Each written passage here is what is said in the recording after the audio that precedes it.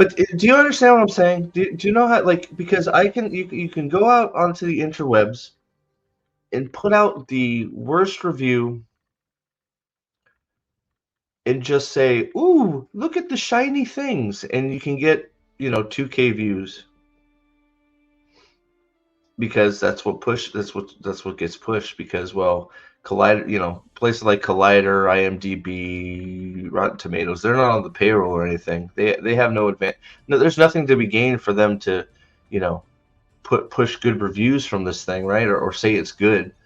There's nobody there's no incentive for YouTube to push these shows to be good, right? There's no incentive for Amazon to put out fake reviews and pump up uh, YouTubers that are praising this garbage because nobody's watching it.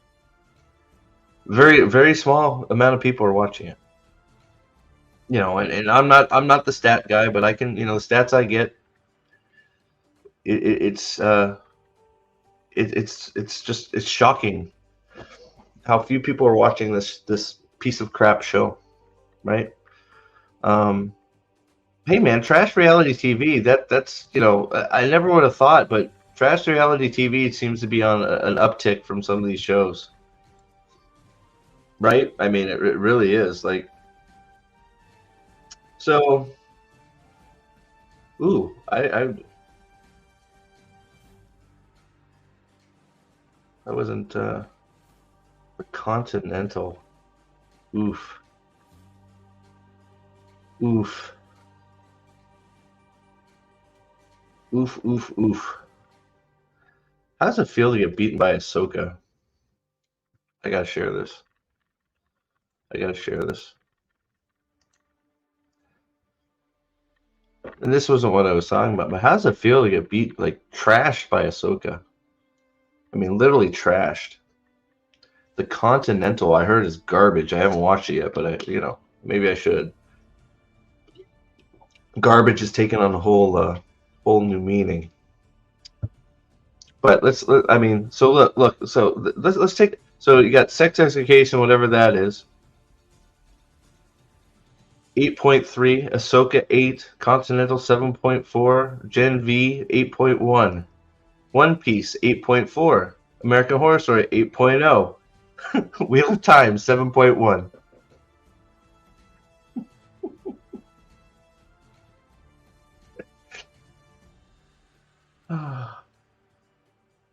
Only the Murders in the Building has more reviews than the Wheel of Time.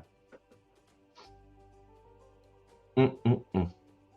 American Horror Story crushing Wheel of Time. Like, look at it. Oh boy, oh boy, oh boy. Alexander, what's up? We got some more Ahsoka. I haven't seen Ahsoka. I heard it's crap. LPK, what's up? How are you?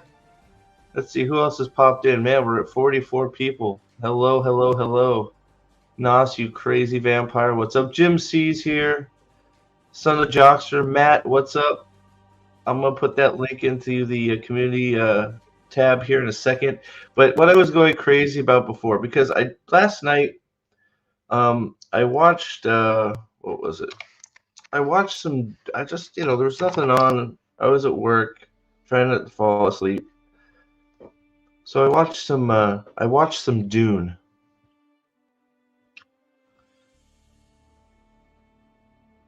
Right. Who in the chat's seen Dune? Elena, what's up? How are you, Elena? Good to see you. Who in the chat seen some Dunage? The new one. The new Dunage. Dunage. Who's seen some Dunage in the chat? Because you know what drove me absolutely banana sandwich about Dunage, as we're going to call it. I'm going to call it Dunage from now on. You know what drove me banana sandwich about Dunage? They do maiden hand talk better than the Wheel of Time.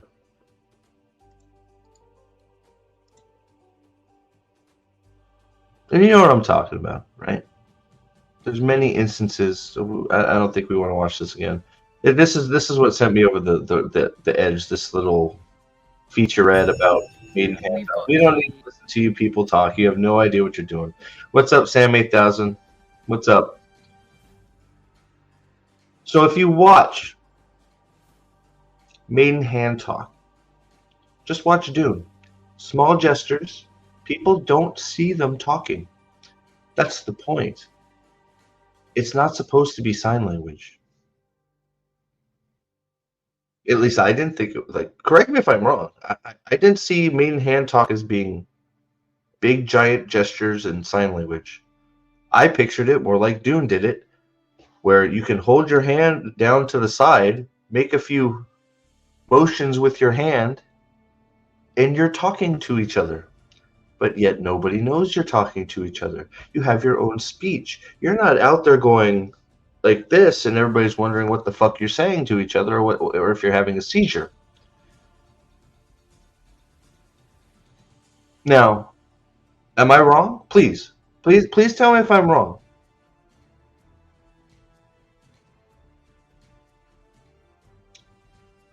I could find it, but that's why I asked if everybody had seen Dune, because it amazed me when I watched it yesterday.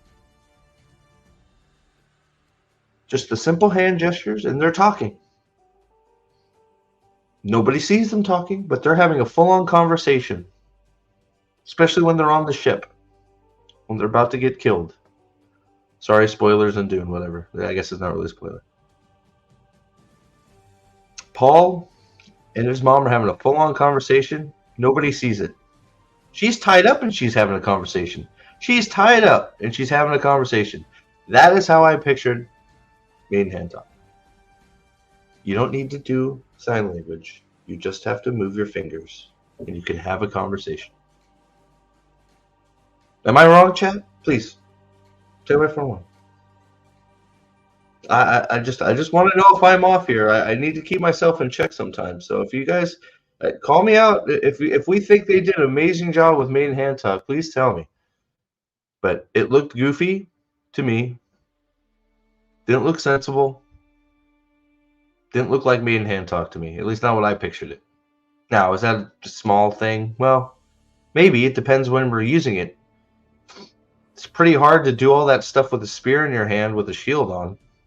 But I digress, you know.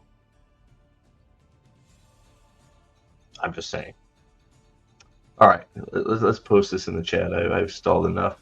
Into members here. To all channel members. Boom, the link is out. I think. I can't YouTube, so you know. I don't. It's like, you know, and when you can't get the small things right, how do you expect them to get the big things right? I mean, we can already see there's no fight on the top of the tower. Like, Rand is sitting there going, "Who are you?" to a guy he knows. Like, is that another fake out? Like, is he in for? Yeah.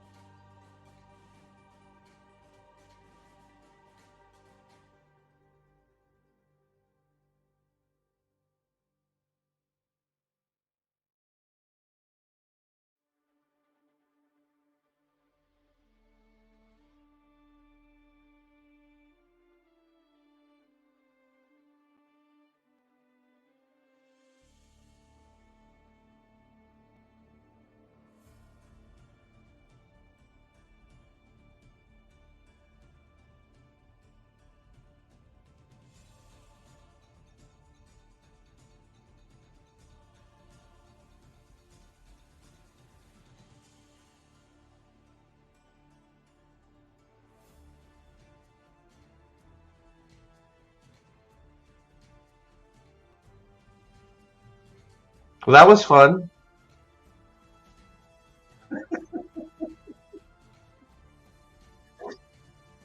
Am I back? I think I'm back. That was weird. My channel's under attack.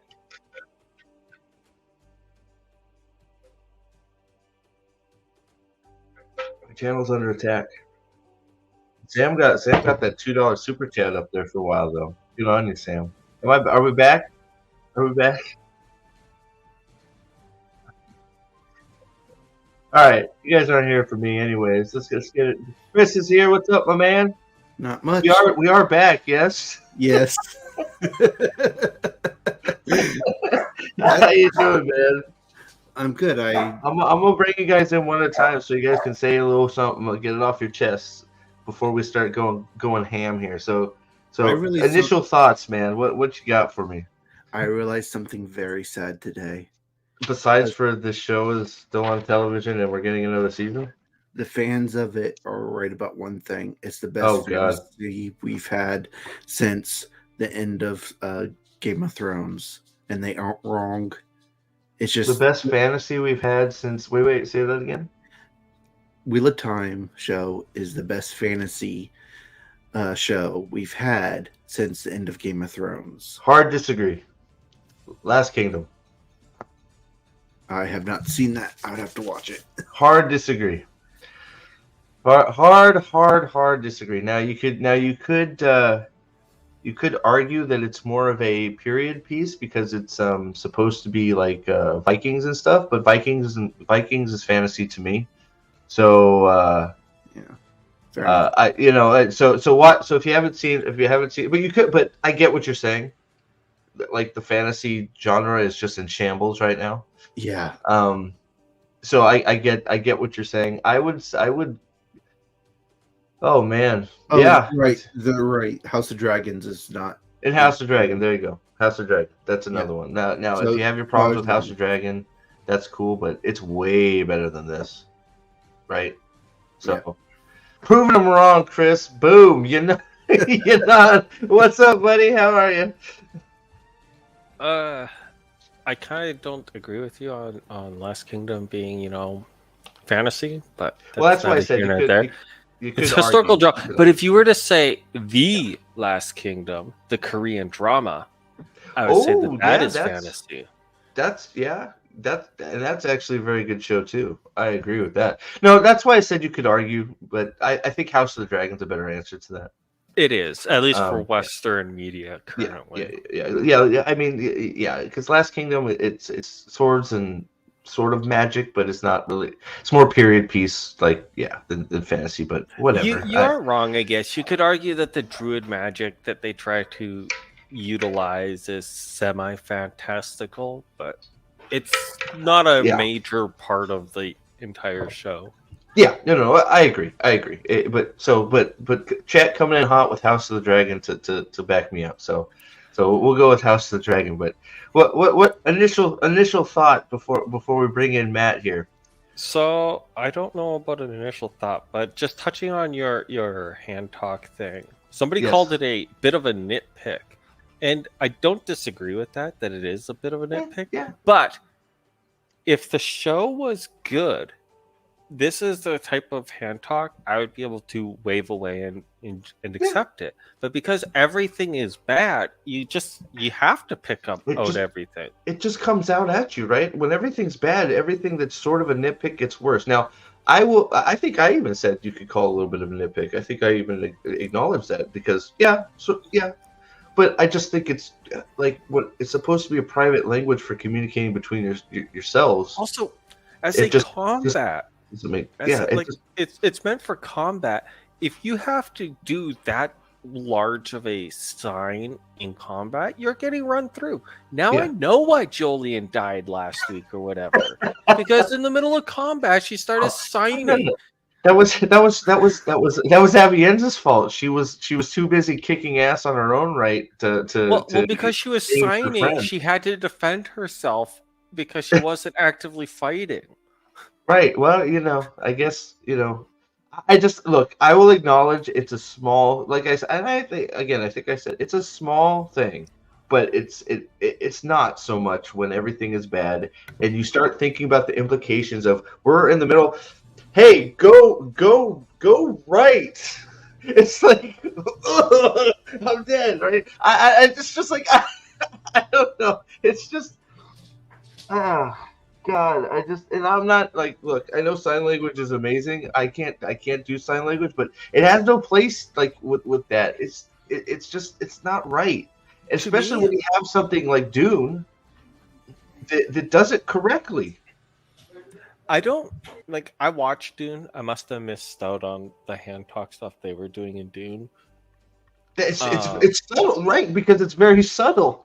It's very subtle. One of the things I thought that the Aiel would do would be similar to how ASL does the alphabet. Yeah. If you know, like it's all one-handed to do the entire alphabet. Yeah, that's basically what they do in Dune. She's like they're talking she's making hand motions down by her side, and they're having a conversation with one hand. Yeah, that's basically what they do in Dune. So it's very subtle, and obviously you can miss it if you're paying attention to something else because that's how subtle it is, and that's how I pictured hand talk is. They're talking and you don't even know it. But I don't know. Let's bring Matt in. Matt, what's up? How you doing? You look chill. I was the one that said it was a nitpick, and I get what you guys are saying there, and it seems to me like if the show was good, it was something we'd overlook, but it just seems like more forced representation for no reason. It's like when we had a couple weeks ago, we had the little person Aes Sedai, and I was like, sure, why not? There's no reason not to believe they couldn't have little persons that were Aes Sedai. But why not? But it was forced. I mean, Moraine's a small woman, yet she's powerful in the power. Why not? And so then Matt made in hand talk, but are we making it Robert Jordan's hand talk, or are we just trying to say, hey, look, ASL is being represented here? I'll take you. Let me take you one further. Why isn't Moraine a small person? She's a small person. I meant dwarfism, but like true LP, you know. But Moraine's a short woman. She's like 5'1" or whatever, you know. Sawan's much taller, but they're equal in the power. It's one of those things. You're exactly right. It's like it is. Look, I acknowledge it's sort of, but it's like you said. It brings it all forward when it's so forced. Yeah. Did you know that one of the Forsaken is going to be a dwarf? And I'm fine with that. Who fucking cares? You know, if the story was good, let's do it. Let's do it. That Samael is actually going to be played by a dwarf. But they're making the meme. Very well described in the books what he should look like. Yes, that's the problem, and that is the problem. They're really making the meme happen. I would almost. I don't know. I mean, that's not even what I want to talk about. I want to talk about more serious things. So, like, because I know Steve and Salty know that I've been reading the books. I started The Great Hunt, and I've already finished the Return of the Dragon, Dragon Reborn since the stupid season started. And something I've just pinpointed on was the fact that when Moraine is traveling with Loyal and with Perrin and with Lan and with Fael, when they get to the cities with like Ilian, for instance, and they know Samael is there, like all the shadow and dread falls upon them, and they can't even move. They are so fucking scared out of their minds, and he's not even anywhere near them. You know, he's just somewhere in the same vicinity. Well, and then they go find out Bilal is in Tyr. And that's the same fucking thing. Moraine is like, she puts on the soldier armor. I have to deal with this. You guys need to be safe. And then she allows Lan to come with it because he's like, hey, I'm your guardian, whatever. And like all of this fear is just like actually just, you know, just terrorizing them. But here we have episode 7. Oh, Lanfear's here. Who fucking cares? She's our best friend. Let's just run into the waves with her. And I was just like, Lanfear was sealed before the waves were even created. She should know nothing about any of the fucking thing. She should know nothing about Machin Shin. She should know, in the fucking show, let's go along with it, the weave. She should not know the weave. Well, that would be something she would have to be taught. So the ways were made by healthy male channel or by they were corrupted after the breaking.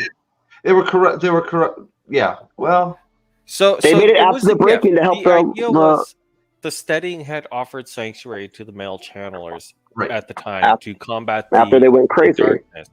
But Yeah. because of their addiction to channeling, they couldn't handle being without it, so they gave them a gift of the ways to help them travel a broken world without having to interact with outsiders. That's right. And then they left. And they gave them a what would you call it, like a token of growing that allows them to grow new waygates. That's right. Yep. Let me bring in everybody else here. Thanks, Matt. Good points. But I do want to ask you real quick before we move on. Great Hunt, Dragon Reborn, they're the same book, right? No, not at all. The Dragon Reborn is an okay book to me. The Great Hunt is phenomenal. Just the false narrative that they're the same thing.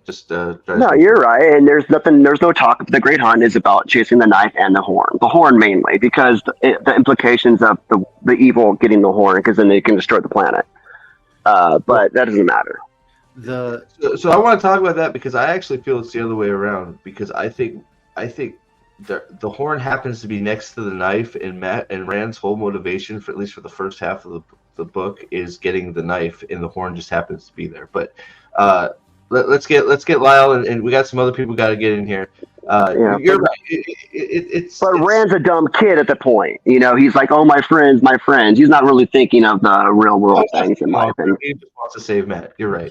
He isn't the hard ass that comes. I think if he was a mature man, he would think more of the horn. But he's a young boy.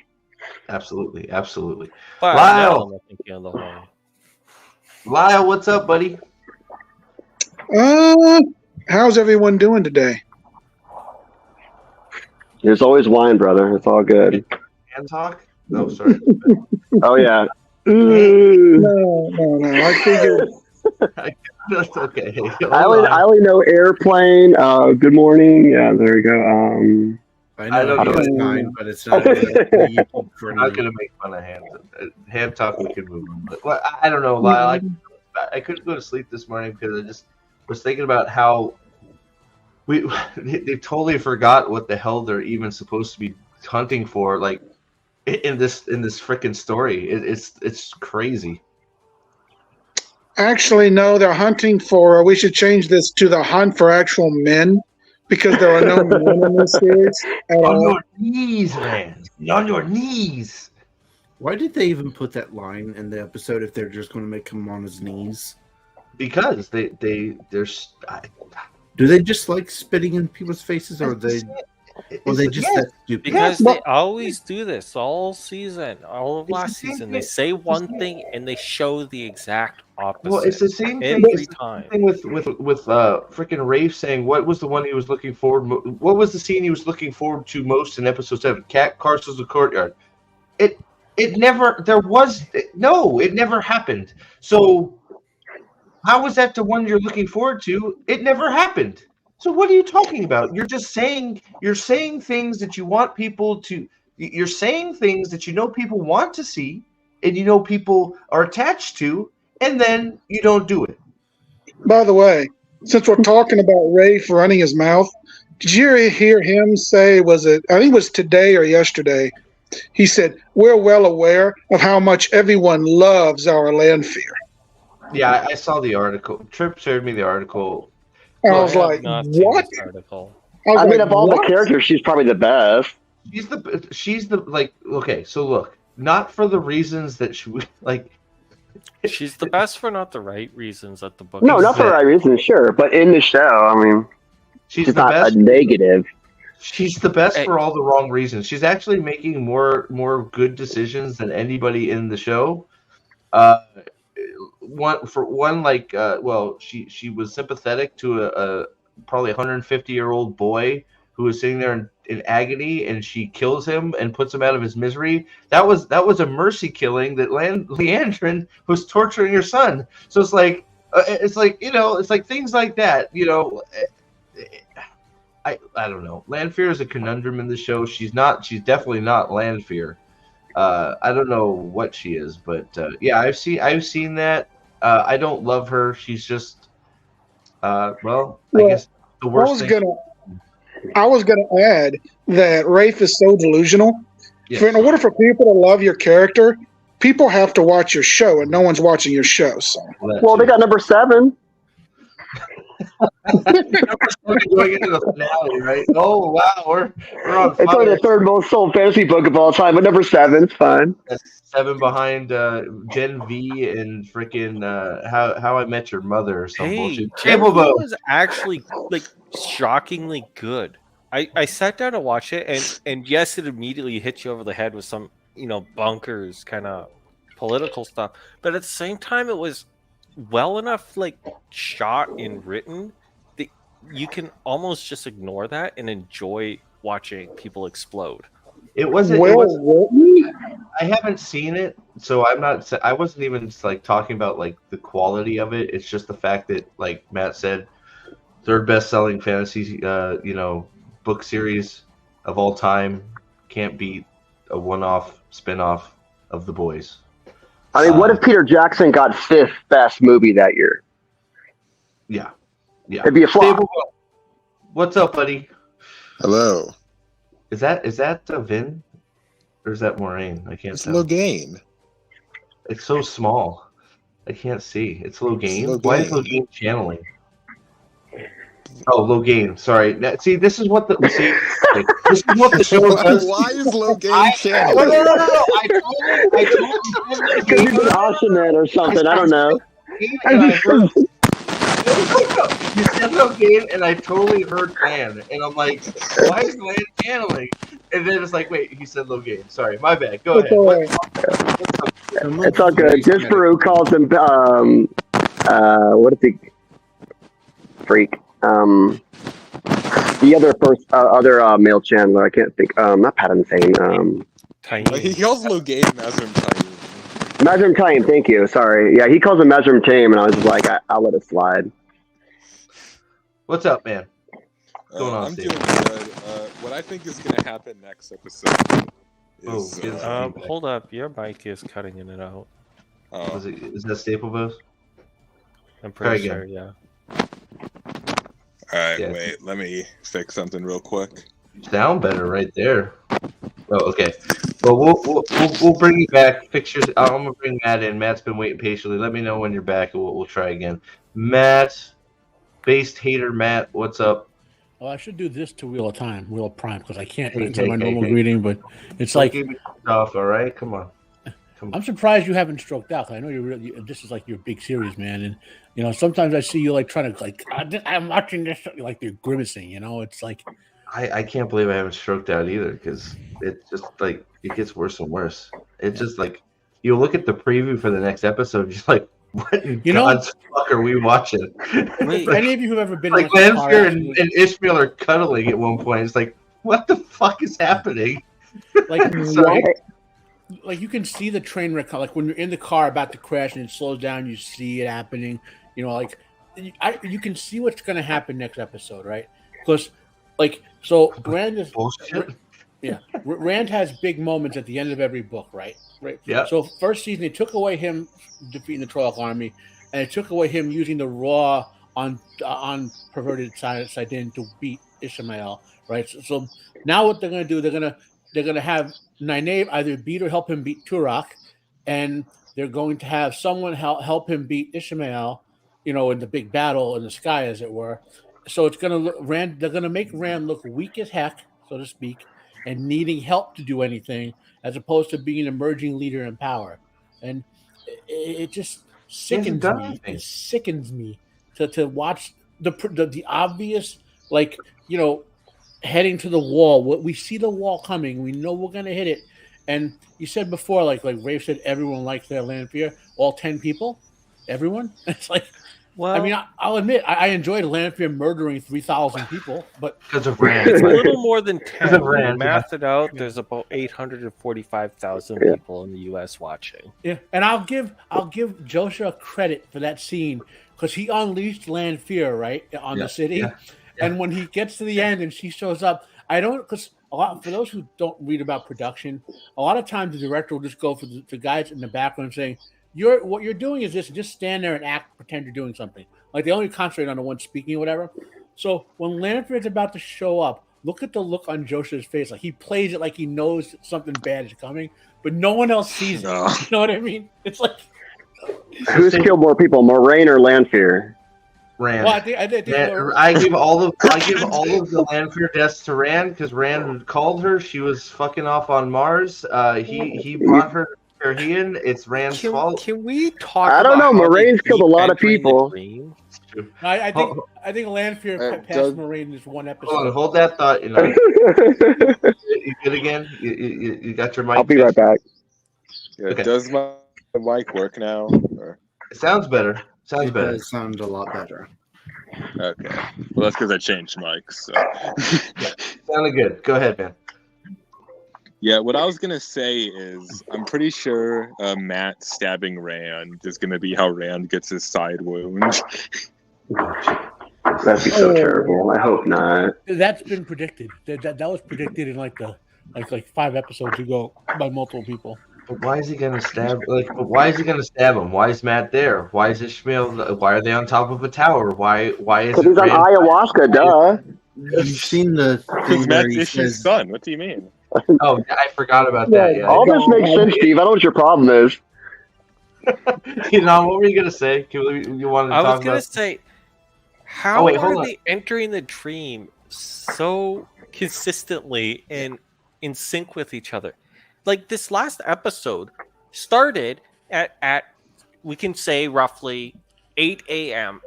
and with them in the courtyard, and it ends at I don't know 11 p.m. then like the same day, and yet we have Rand going to sleep midday and just randomly I named him T somehow. Dream world to meet him. There's also did they send text messages? Yeah, there's also the fact that apparently Lanfear was rampaging for like hours on end, and the Aes Sedai didn't do anything.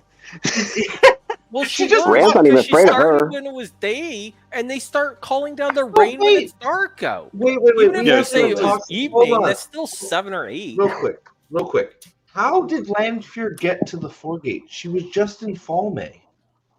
She can't. Well, she can teleport somehow. She can't. No, she can't because she could have. She can't travel. She said she can't travel. So how did she get there? Wait, when did she say she can't travel? When she got on the horse and said, "I got to use this fucking horse." What a slow way. Remember what she said. Remember, she said horses are slow. That seemed to intimate that she could travel if you think about it. Yeah, I think they're going to make her travel later on. I mean, obviously they took Matt to Falme. Yeah, that is true. Yeah, she did yoink Matt. Yeah. Hold on. But you see the contradictions? If she can travel yeah, I see many of them. If she can travel that way, why did she travel in the woods that she knows backwards and forwards? She can travel to Falme, but she can't travel 15 feet to stop Rand and Moraine. She can travel because to the Matrix thing's so cool. Travel to Carhian, why didn't she travel to where Rand is at or near him in his jail cell in the palace to free him? Why did she show up at the front of the Foregate and walk through to kill the whole place? These issues of traveling go even further back. Like, how did Moraine get to the cabin? Yeah. Well, Lanfear, it's only 2.5 days ride. It's not that far. Go ahead, Matt. Yeah, but she then doesn't have a horse. Lanfear had to use the horse because she had to kill that woman that Moraine left as a dupe. She had to sew her face. I forgot about that woman starved to death because she sewed her face to get the power. I do want us all to talk about Funky D's comment here because I think it brings out a glaring problem with the show. Question for book readers: 15 episodes in, is there a single character I'm supposed to like, even mildly, by now? Masema? Nobody is how they're supposed to be.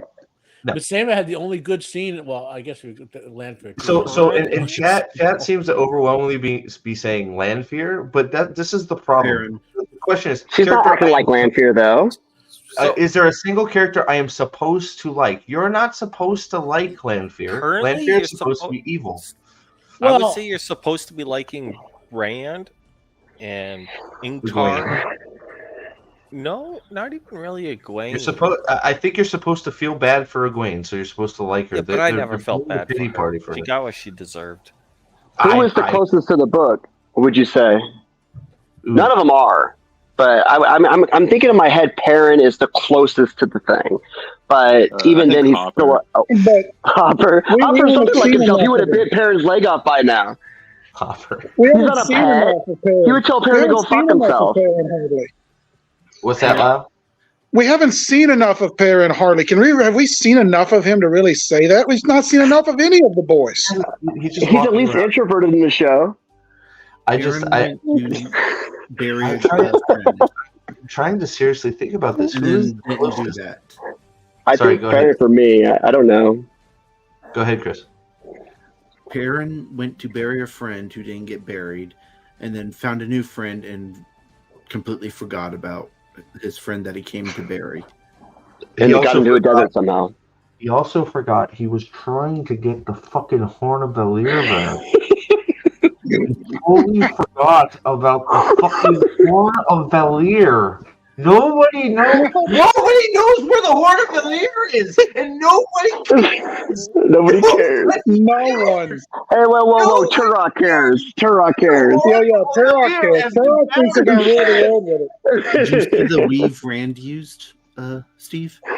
What's that? Did you see what the to heal weave Rand Moraine? used? Which weave? Wait, Fire and spirit to let Moraine heal. Yes. Be able to channel that was again. Such bullshit. He still weave. Is that because when Mogideon ties off Leandrin, the other Aes Sedai say, "Oh my God, there's no way any of us could untie this. You're better off being stilled than this." And yet, I am untrained Rand can just cut it in half, no problem. I was more shocked that Lan is teaching Rand how to channel. Of all the people, that's not who I expected. I'm just surprised they called the chapter Deus de Mar instead of how does he even Fire know? and Earth or whatever it is in Book 6. I didn't name it Dumais Wells. Lan never comments even on Saidar. Never. There is no Saidar. Another question, there is no Saidar. There's no Saidine. Can they just even do? They said a male channeling, so they're kind of leaning that way now. Because, like, the reason I bring this up and ask if they can do this is because if Rand is ever actually captured, like he was for Dumais Wells, now in the show, he's like full on moron. He's already had it laid out to him that he shouldn't go near another Aes Sedai if his life depends on it.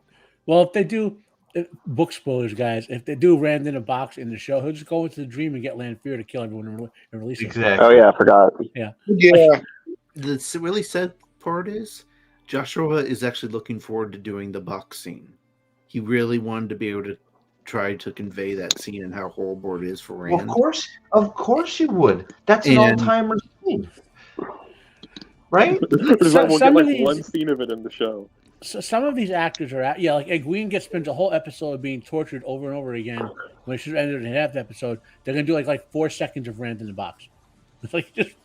They'll spend more time talking amongst the Aes Sedai about how it sucks that they have to do this terrible duty of capturing this dragon, and they can't be in the tower buffing their nails.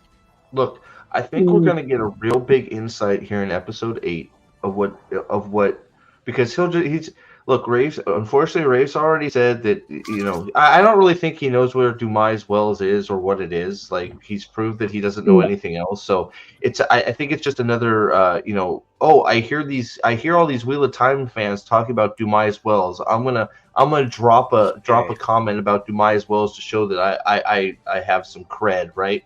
So I don't really think he knows what the hell Dumais Wells. That's forever away. I don't feel.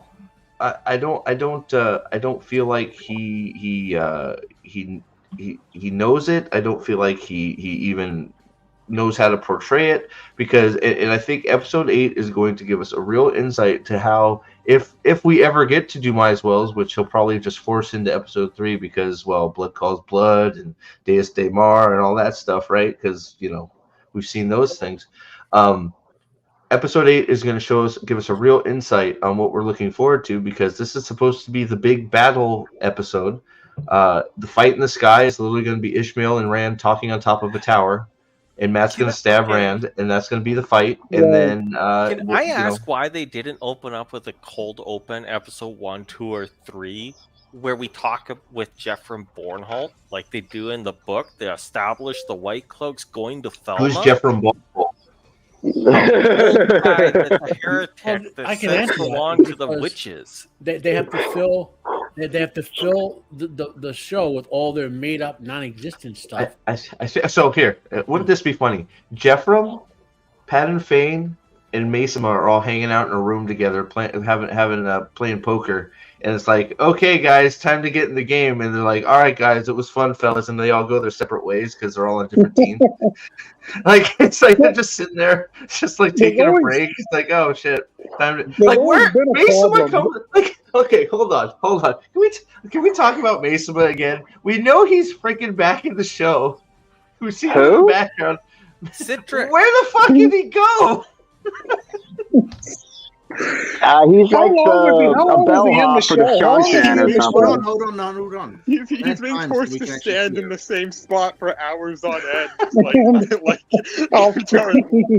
He's off screen the whole time, just standing. Just like I overslept, guys. On, you know? I overslept. I was tracking you guys. You guys have a tell. I was right behind you the whole time. I swear to God. Oh my God! You know what they? What do you think? What do you think they do with Leandra next episode? Now that Moraine's sister knows she's a dark friend. She's not. Really? Moraine's sister knows she's a dark friend. So where's she gonna go? Don't think about it. She's not in it. Oh, okay, cool. She's got no. Well, I mean, she gonna run away to Tyr, or what? She gonna run back to the tower, grab some shit, then go to Tyr? Leandra is not credited with being in this episode, so I don't think we're even gonna see her. Which is amazing since she's the main character. Unlike in the book where Perrin just got blamed for killing Jaffram, they're actually going to have him actually axe Jaffram in this episode. Wait, Leandrin isn't in the show when they've built her up so much this season? I'll look it up, but I'm pretty sure she is not in the last episode. No, Leandrin's done. I'll look it up real quick. Last episode was her last. Her last episode, that was it. We waste so much time on her. This should have been inked. Because they wasted so much time for the scene to build up to that one scene where her Lanfear kills her kid. That's why they wasted all that time. Here. So 12 episodes, Kate Fleetwood. Also, she should just be a known girlfriend at this point.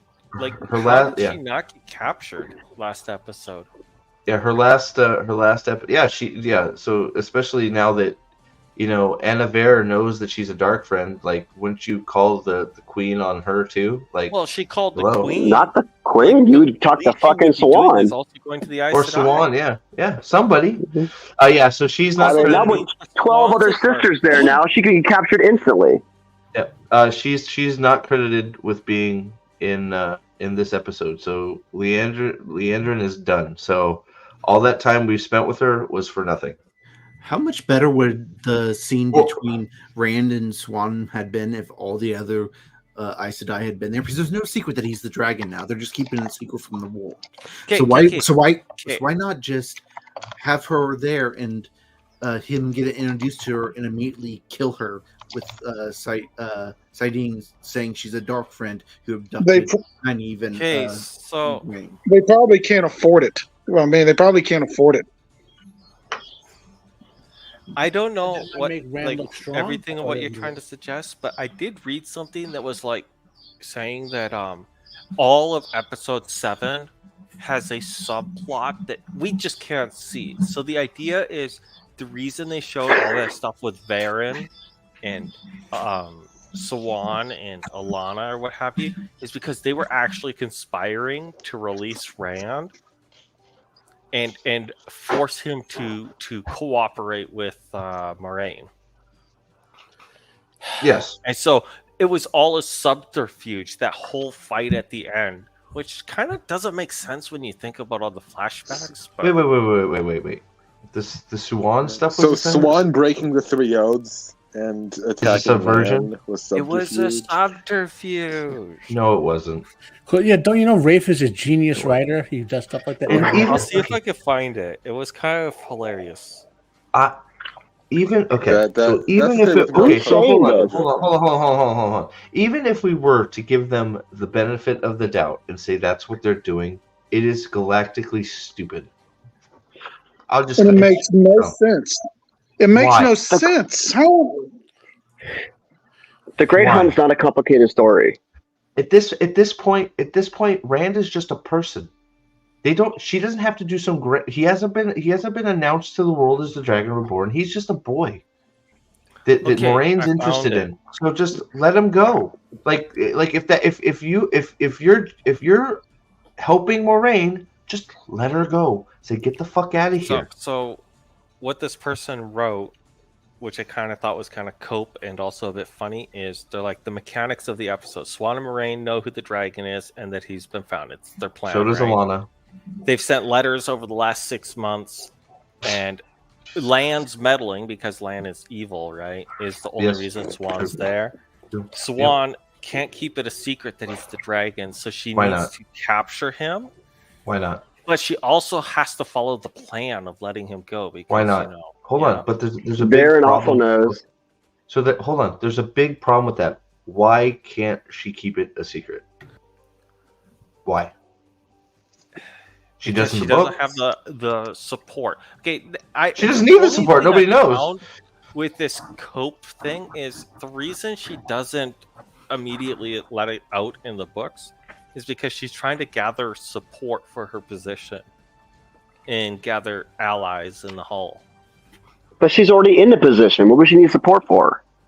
She's in the position of Amerlin, but the Amerlin is not like a dictator. The Amerlin think of like in the U.S. Like, sure, the president can say things, but the Senate can pass. There's not term limits for the Amerlin. She's there until she dies. Hold on. So this is how she gains support, okay? She announces the Dragon Reborn, then immediately shows that everybody is incompetent and we let him go. That's going to gain you a lot of support. I thought it was cope. I just thought it was kind of funny that they had written this whole cope. thing. It's complete cope because there's so many holes in it that it's ridiculous. It's so convoluted. It's so convoluted and nonsensical that I can see people thinking it's genius. That is. Well, the thing is, that's like lasagna. That type of thinking is the result of so much bad writing for the past 15 years that fans have to come up with their own explanations to make stuff work. Try and fix it yourself because it doesn't make. You're sitting here going. I don't disagree with you. Yeah. I was just throwing it out there because I know that. Funny. We're just talking about. Oh no! I know this isn't your theory. You're just saying, and I heard you say it's cope because you're absolutely right. It's complete cope because this is again, it's a good point you bring up because this is people that are saying they like the show, watching something and going, wait a second, this doesn't make any sense. Okay, I need to make this make sense. So how can this make sense? Let me see what I can do to try and make this make sense. And that's the best they can come up with to make it make sense. And it still makes zero sense. So these are the people that are defending this shit. They have to come up with ways to make scenes that make zero sense and don't help the story at all, make it actually worse, make Suan evil, and they have to explain that in articles that he's not trying to go, oh, this is what they're doing. It's like, nah, that's not what they're doing. And it still doesn't make any sense. Yeah. So Swan knows that the dragon must declare himself in foam. All the Aes Sedai know that. So why the hell is she trying to make him? Why are they trying to declare him the dragon in Karian? Because she's an idiot. They're trying to make her like a Leda or something. I don't know. But to add on to that plot hole, we have Varen within this episode saying the dragon, he needs to proclaim himself on Toman Head. And it's like, so even within the episode, they were still trying to do the whole boy, girl, dragon thing. But then Varen, they forgot to change Varen's line to be a they, that, like, he, she thing. So can I ask something too? And correct me if I'm wrong here, because the TV show has made my brain a little bit mush, and I always have trouble with the small, intricate details remembering sometimes. So I apologize, but doesn't the dragon proclaim himself? Channel. Yeah, thank you. Isn't that so? Is this them combining another combination of the Dragon Reborn and the Great Hunt, because the dragon proclaiming himself is when the stone falls and he holds Kalendor, is it not? No, it's two parts. There's lots of prophecies. One of the parts of the Koreathon cycle is that he'll be branded twice, right? By the But proclaiming himself to the world is him. He will proclaim himself to the world over Falma. Well, but then he will prove himself by taking out Kalendor. Prove himself. That's what it is. Okay. I think it's like the wording. Like he will reveal himself to the world in Falma, and then the verification is the tier. It's on a tier type of thing. Okay, so it's two parts. Yeah. Okay. Yeah. Copy that.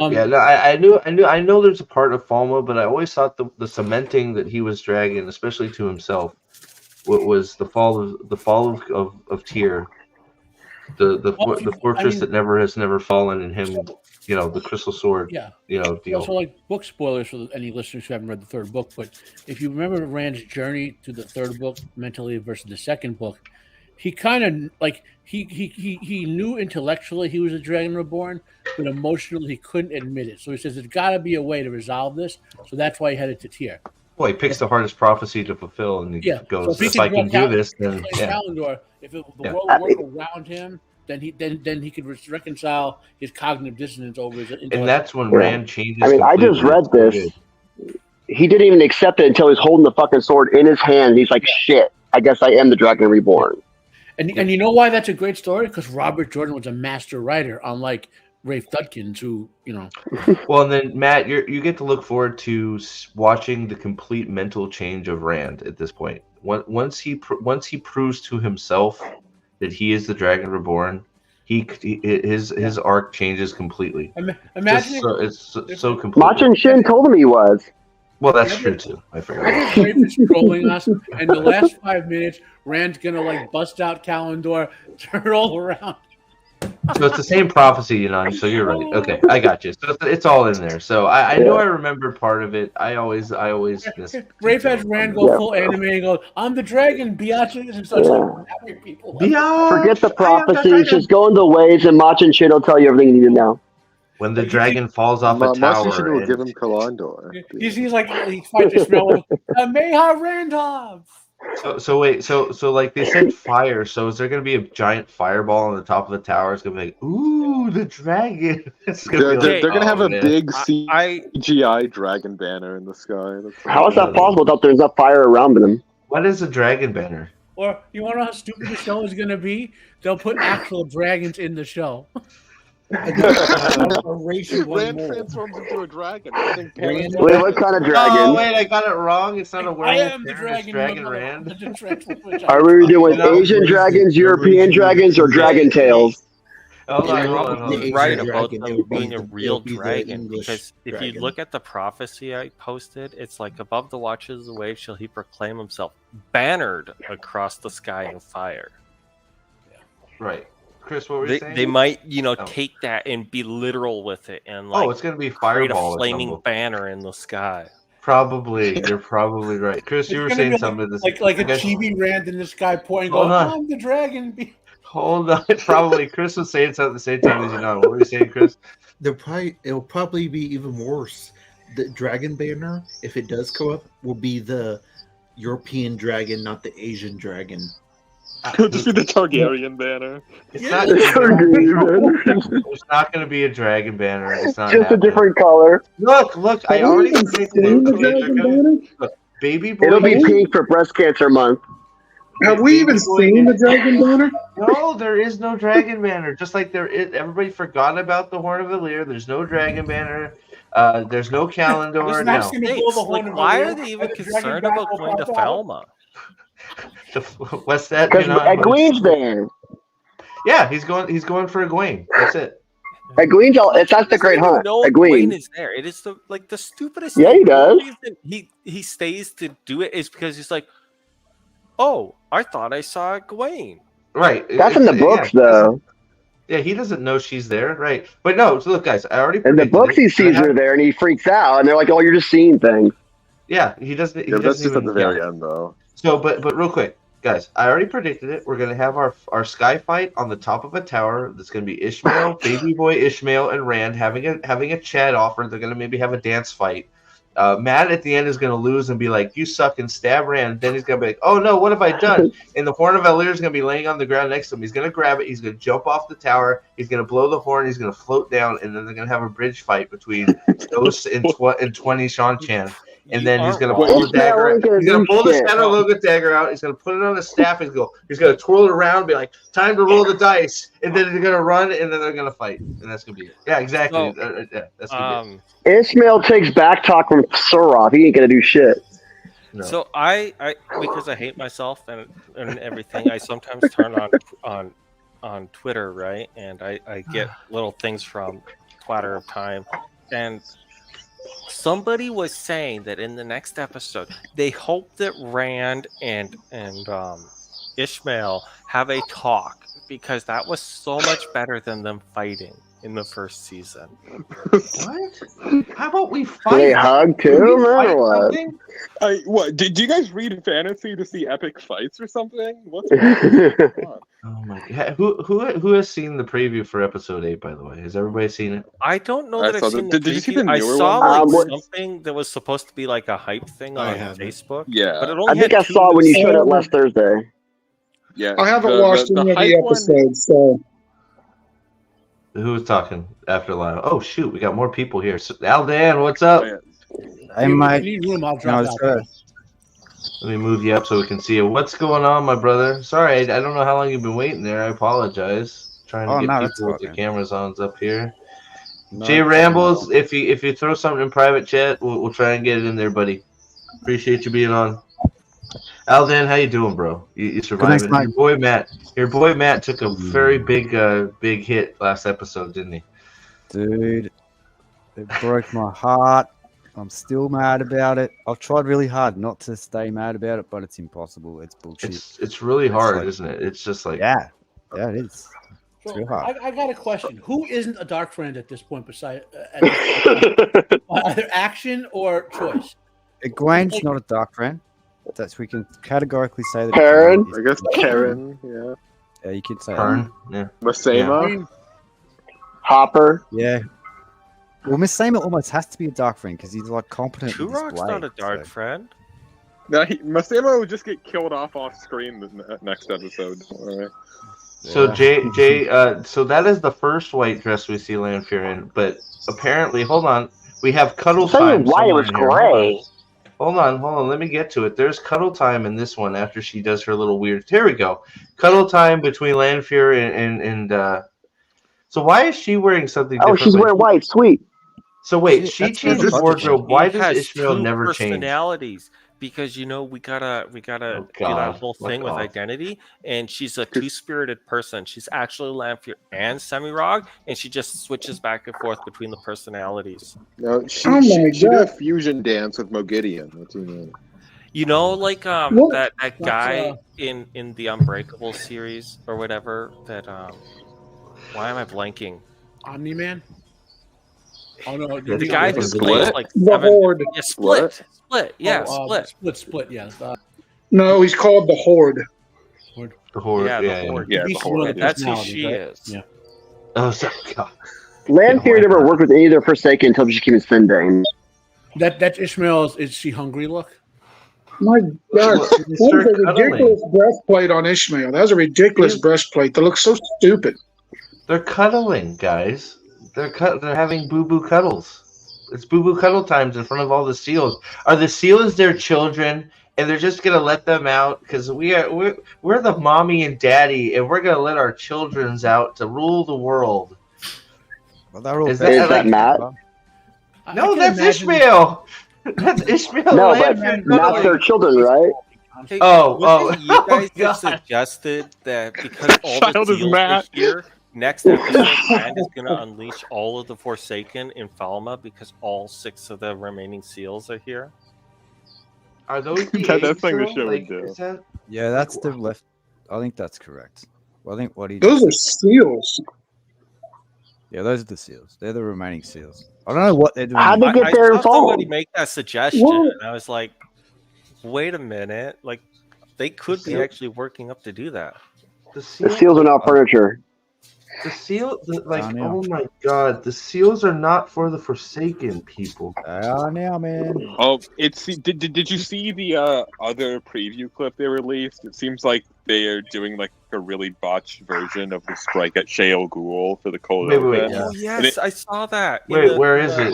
On Twitter. It Trip put it on the Discord. I don't. I'm so glad I'm not on Twitter. Lufu, hit me. The rest are all old scenes. Is it on the Wheel of Time actual Twitter? Yeah, it was on is, their mate. Facebook. So yeah. it must be on their Wait, Twitter. what in the fuck was that? Those Yeah, seals and look like it's- those wicker chairs without the seats. Yeah, and What the clip the showed was fuck is this? it showed 8 people in a circle. Okay, like, looked like they were, like, okay. shielding Let me issues. see this shit. Hold on. Every time I pop open Twitter, something worse shows up. Yeah, Okay, what a- so hold on. Hey, So welcome. I want you guys to Jay think. Rambles has a question. Give me 1 second. We'll Dave, we'll get to it, buddy. But I'm not ignoring you. We just got a lot going on, so I appreciate it. We'll get to it.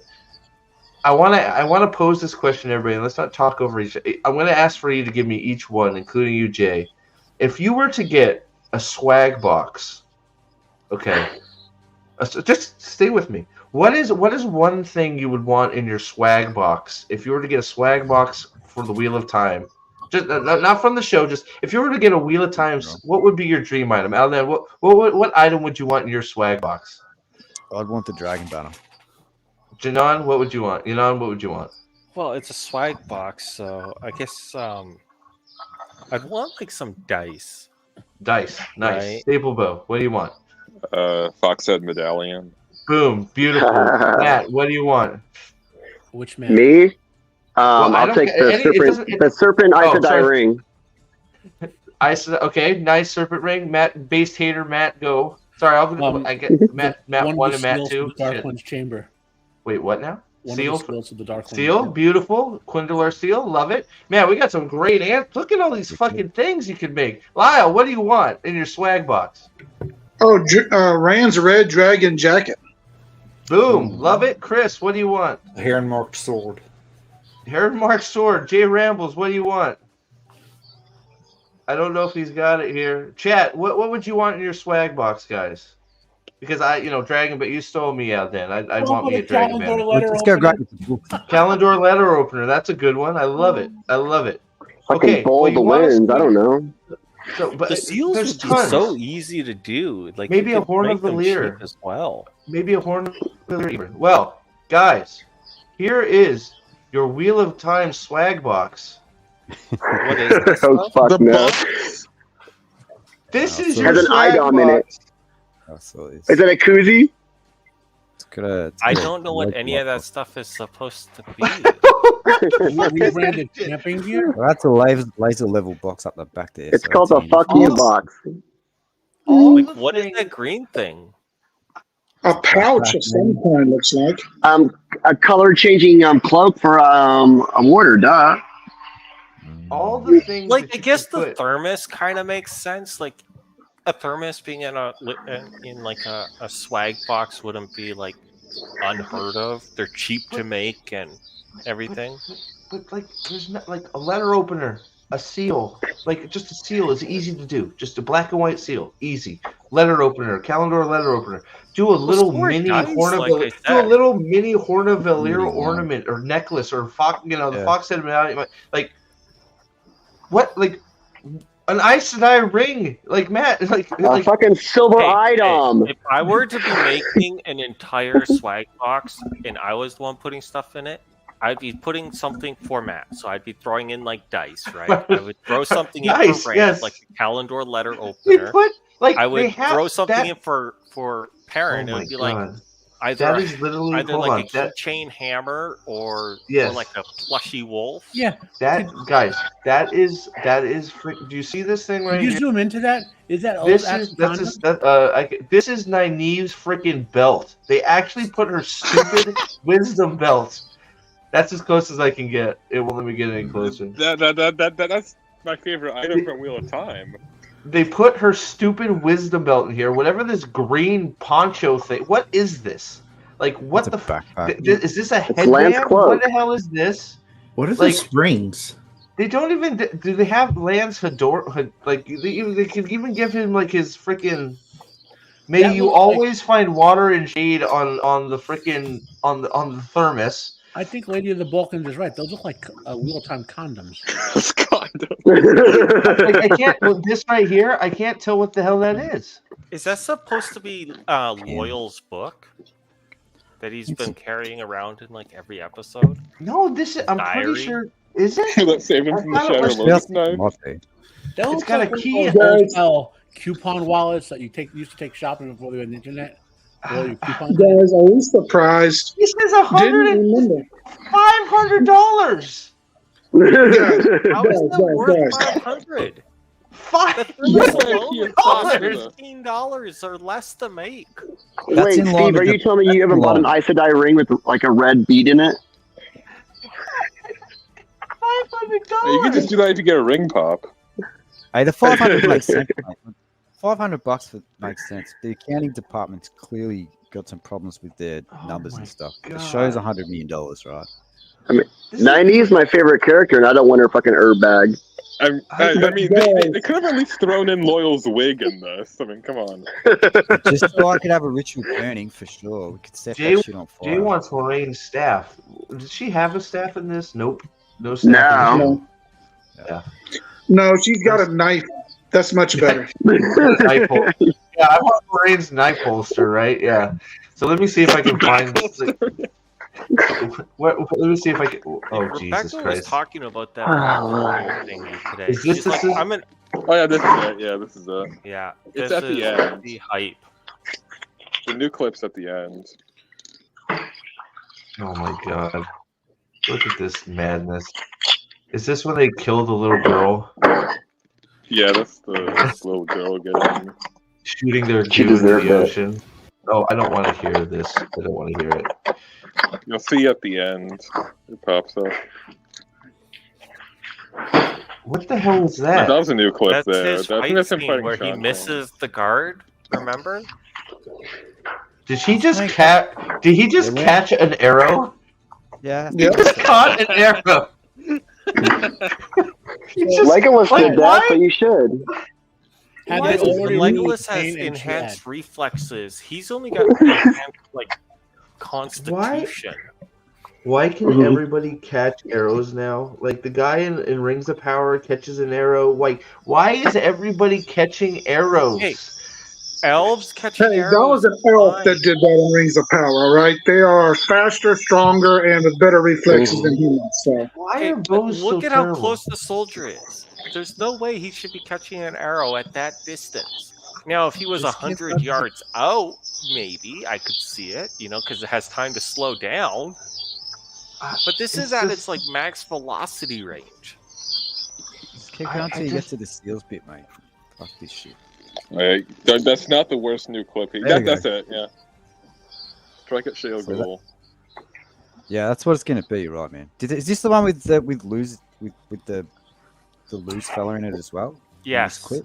Yeah. Wait, so why are they supposed to have a scene? I mean, we all know that Luke Farah needs help to defeat a Shamael, right? Because he's so much weaker than a Shamael is. Wait, why is he sealing Ishmael? Is not the point of that. And why is he sealing him personally? Keep going. You can see Lou's somewhere off. I think he's directing this, and Ishmael's in the center or whatever. Also, Ishmael's that is in the center. Just where Rant was in season 1. Is like, there that's more? the guy of the world, I guess. Where's the loose bit? I think there might be no, there is. There's another clip where you've got like Luce Theron, or the actor they've got playing Luce Theron. Yeah, I reckon that. Yeah, I think I know what you're talking about, Aldan. I think I saw that. How is that one of their hype videos where it's Rand getting told he should be a girl? Like, isn't that also against their rules? No, that is one of their hype. That's who they're making the show. They didn't have anything better. No, isn't it against their rules to tell somebody that you can't be the identity that you want to be? So why are they telling Rand he should be a girl? Because he's a straight white male, that's why. No, straight is debatable. No. All right, so okay, so we're sealing. So we're sealing Ishmael, not the Dark One. Is that what we're doing? Yeah. What? I don't know what that. It's a bit strange, isn't it? You got Ishii like the central point, and then they're sealing everyone else around him. So I don't know how it's going to play out. It's going to be wrong. So Ishmael did the counterstroke. Is that what we're saying? Not the dark one. Ishmael's that powerful that he did the counterstroke to taint the men. That's kind of where my mind's at with it now after watching. What a bunch of bullshit. Yeah. Are we sacrificing the dark? They've gotten rid of the dark one, and now it's just the Shamael. Well, that's what I thought that's what I was about to say. So what I was about to say, it sounds like they're just. But that contradicts the show. The show says he is the strongest lieutenant, not the dark one. So you're now contradicting yourself again. Yes, I think they just. Do you think the dark one is on break? All right, he's sleeping. He can't do anything. I was going to turn the dark one into like a giant kaiju or something like that. Oh my God in heaven! The dark one will just be a wriggling worm. No, the horn is nobody knows anything. The horn. They forgot about the horn. Nobody cares about the horn. They forgot it's a thing. Well, I've also heard on Facebook of people that are liking the show that are like, why are these last episodes so rushed? It's a snuggie. Well, it's because they spent the first 4 5 episodes screwing around. Yeah, that's what exactly. They spent the first 4 like doing nothing, and then they've got all this shit that they've got to do. Yeah, correct. They're just so it is what it is. Or Leandrin, I'm sorry. I keep getting Lanfear and Leandrin mixed up. Holy crap! It's like Lan and freaking Loki. Like my brain is getting too much screen time. Oh God! Facebook crowd wants to watch a soap opera, which is what Judkins is making. Yeah, it's Days of Time. It's crazy. Remember, Leandrin's the main character. Lanfear's the side character. Did I close that? I did, didn't I? Oh, there it is. Like Jesus, it's such a mess. Like it's also, don't forget, we're probably gonna see Dane kill Hopper next episode as well. Yeah, but he has no reason to even like. There's but the whole doesn't have parent to be Dane stuff won't even make sense now because the reason Dane hates Perrin is because of Bayard. But there's no animosity between Perrin and White Cloaks. But there doesn't have to be with Dudkin's logic. It just, But yeah, there's no reason. I'll just manufacture conflict that's completely meaningless and comes out of nowhere. That's what this whole show has been. Perrin's whole story arc this episode or this season is following people around. That's it.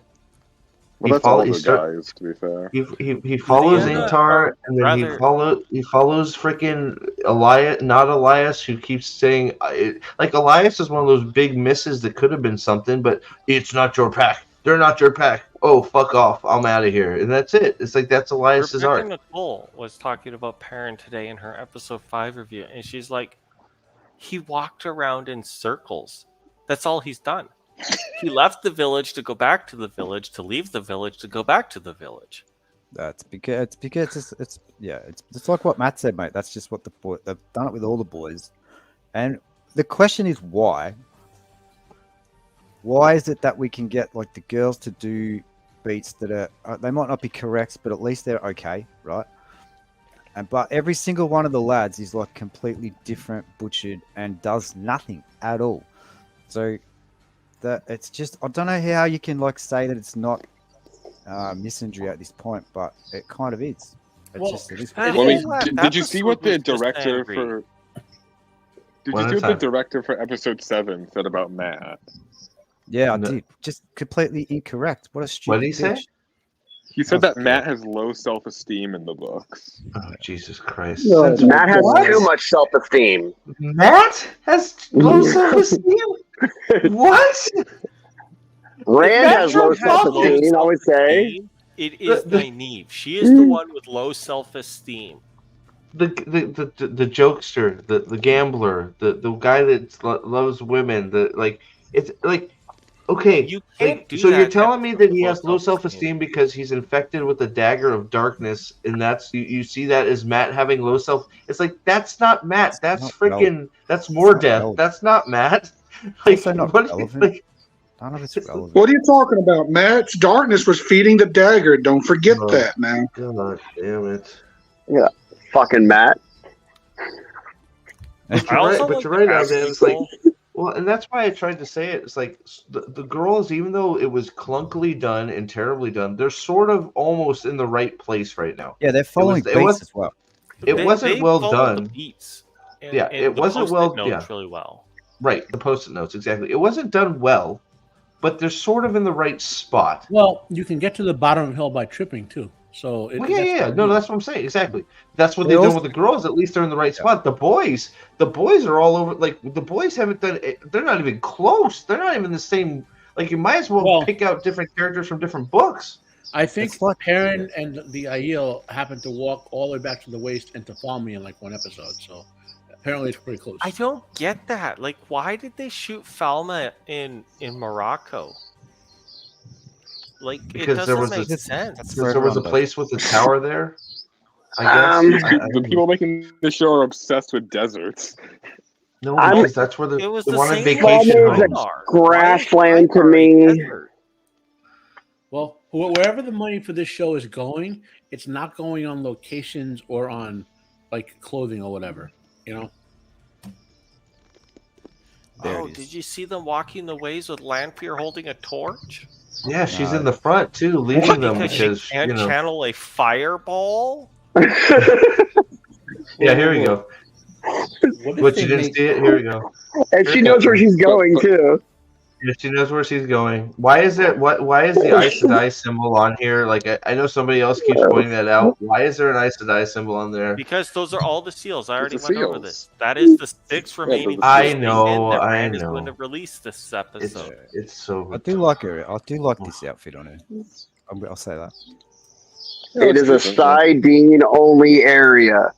It's not pretty enough, guys. I'm with sorry. This outfit is it looks like it's supposed to be armor. It's why tiny out there. It's like the tiniest thing. Right? It's like that. All things being equal, it's like that much. Like it's not like compared to the rest. It's definitely not a big deal. You know, she's unimposing to you. I feel like I don't think she's pretty enough. That's all. But at least I can grasp at Lanfear. That's something in the show worth watching. So. I mean, she did thousands of people, which is a good thing in this show. One of these evil. Dude, okay, hold on. I want to point this out. Frederick Lloyd, good on you. Thanks for being here. I'm not sure if you've been put a chat in before, but thank you for being here. The main characters of the story have acquired almost no usable skills for what is to come, and that is 100% correct. Rand has learned sword forms in a room. In a room with a crazy person. So we're supposed to believe he is a blade master now, but he hasn't learned how to channel anything. But Logain says, "Hey, buddy, just grab that shit." And he's like, "Ah!" Right, and then Suwan beats the crap out of him. He's like, "Okay, I'm ready for him to go fight a battle for me." Perrin has literally followed people around and done nothing. Matt is a meth addict and baby boy Ishii. So thank God. Whoa, ayahuasca. Sorry, ayahuasca. Sorry, my bad. Sorry. He's building up his tolerance for hard drugs. God bless. But even the girls. What did the girls do in the tower? We didn't learn them. We watched them filter water and drink toilet wine like they did. By the time Nynaeve leaves the tower, she still can't. She's got a block. We still don't really define what it is. What like it's just she's too strong. Egwene knows all about double penetration. That's true.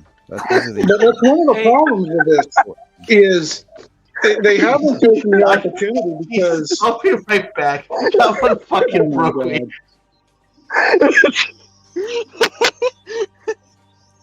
So while Steve she's got to focus on her own pleasure first, and then she can enjoy it.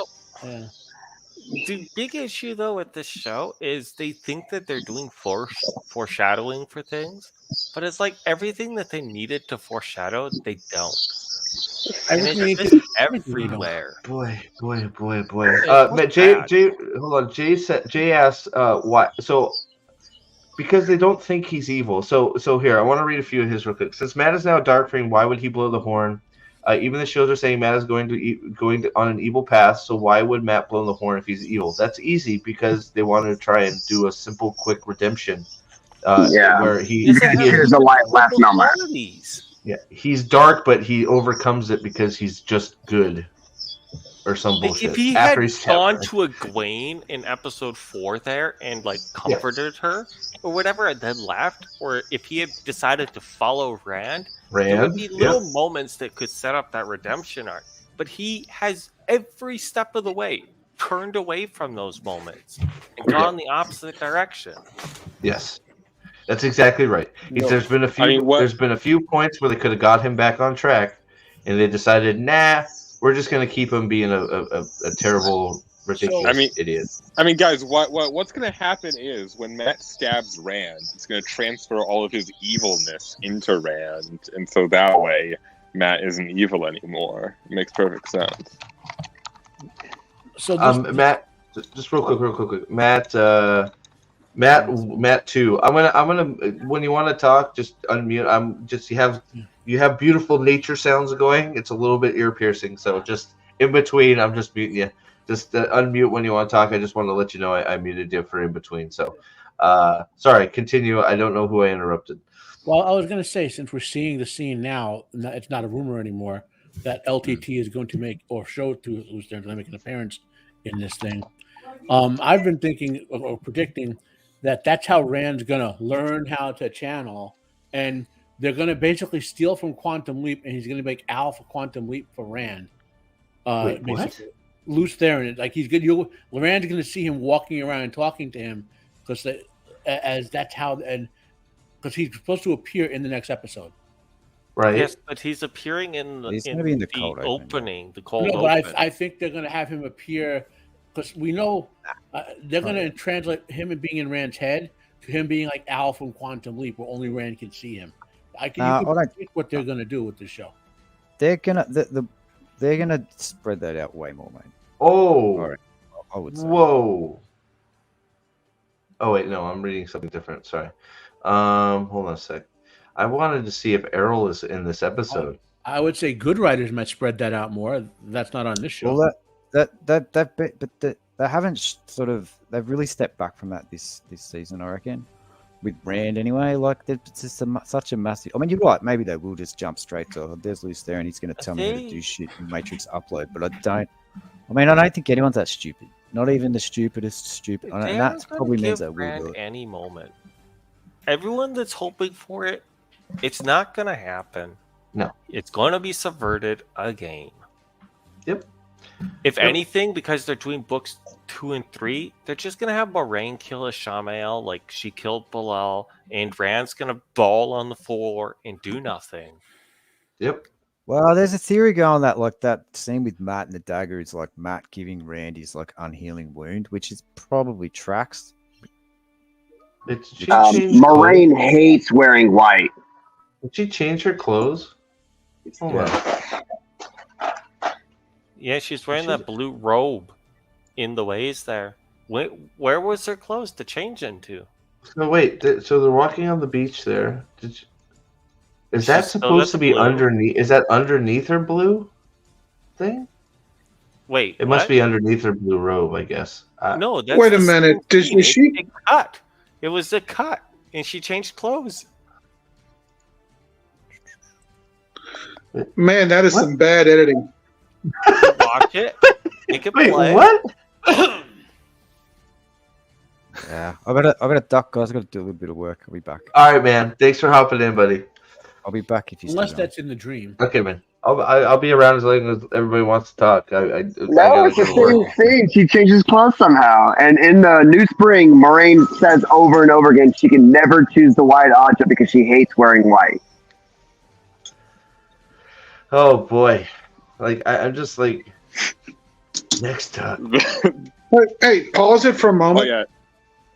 Can we just talk about the fact that do they really just compare Luce Theron, Telamon, Ishamael, and Lanfear to like the boys? Is that what he was saying? Yes. The bosom buddies. Somebody did say that. They said that apparently Lanfear, Ishamael, and Luz were all best of buddies, and they like went to elementary school together, and they went to high school and university, and they were inseparable. Yes, that's what they're saying. And it's like, no, they were not. Look at that! Hello. That was added in post. But did they? My point in pointing it out is, why is it not added in post throughout the whole fucking show? Because it's going to magically appear, obviously. If you look at like, and I've specifically been looking at the hill. Right, it is magic. This is Kalandor. This is the replacement for Kalandor, the heron. Wait. He adds the heron with magic. Yeah, and that's gonna be the replacement for Kalandor. It was worse in season 1, and so you have episode 1, season 1. Lan has no scars on his body, and then later on in the season, when he's banging Nynaeve, he's got scars all over the place. They forget. They don't have any consistency. Well, and this is, Andrew, this is why I'm not sure if this is just a galactic mistake or if this is a different fucking sword. Like, I keep hopping back and forth whether this is, like, bastardized Kalandor or if this is just another mistake in the long line of mistakes. Is this still Tam's sword? Why is it on the hill? What is this doing here now? If it's Tam's sword, it doesn't make any sense. I have a feeling Lanfear is going to put it on the sword at the beginning of the episode. So she's just gonna stamp it on there. It's like there. Yeah. And then he'll grab it after she put it on there and it's hot, and he'll brand his hands. Oh, fuck off! It's what. Lanfear is strong on Earth. You guys didn't know that. She's gonna be like, here, this looks better. It's like, give me my sword back. Ah, my hand. Is that what it's gonna be? She's like melting gold to it with her fucking torch. I mean, like, I don't at this stage, do the branding. Why not at this stage? Why not?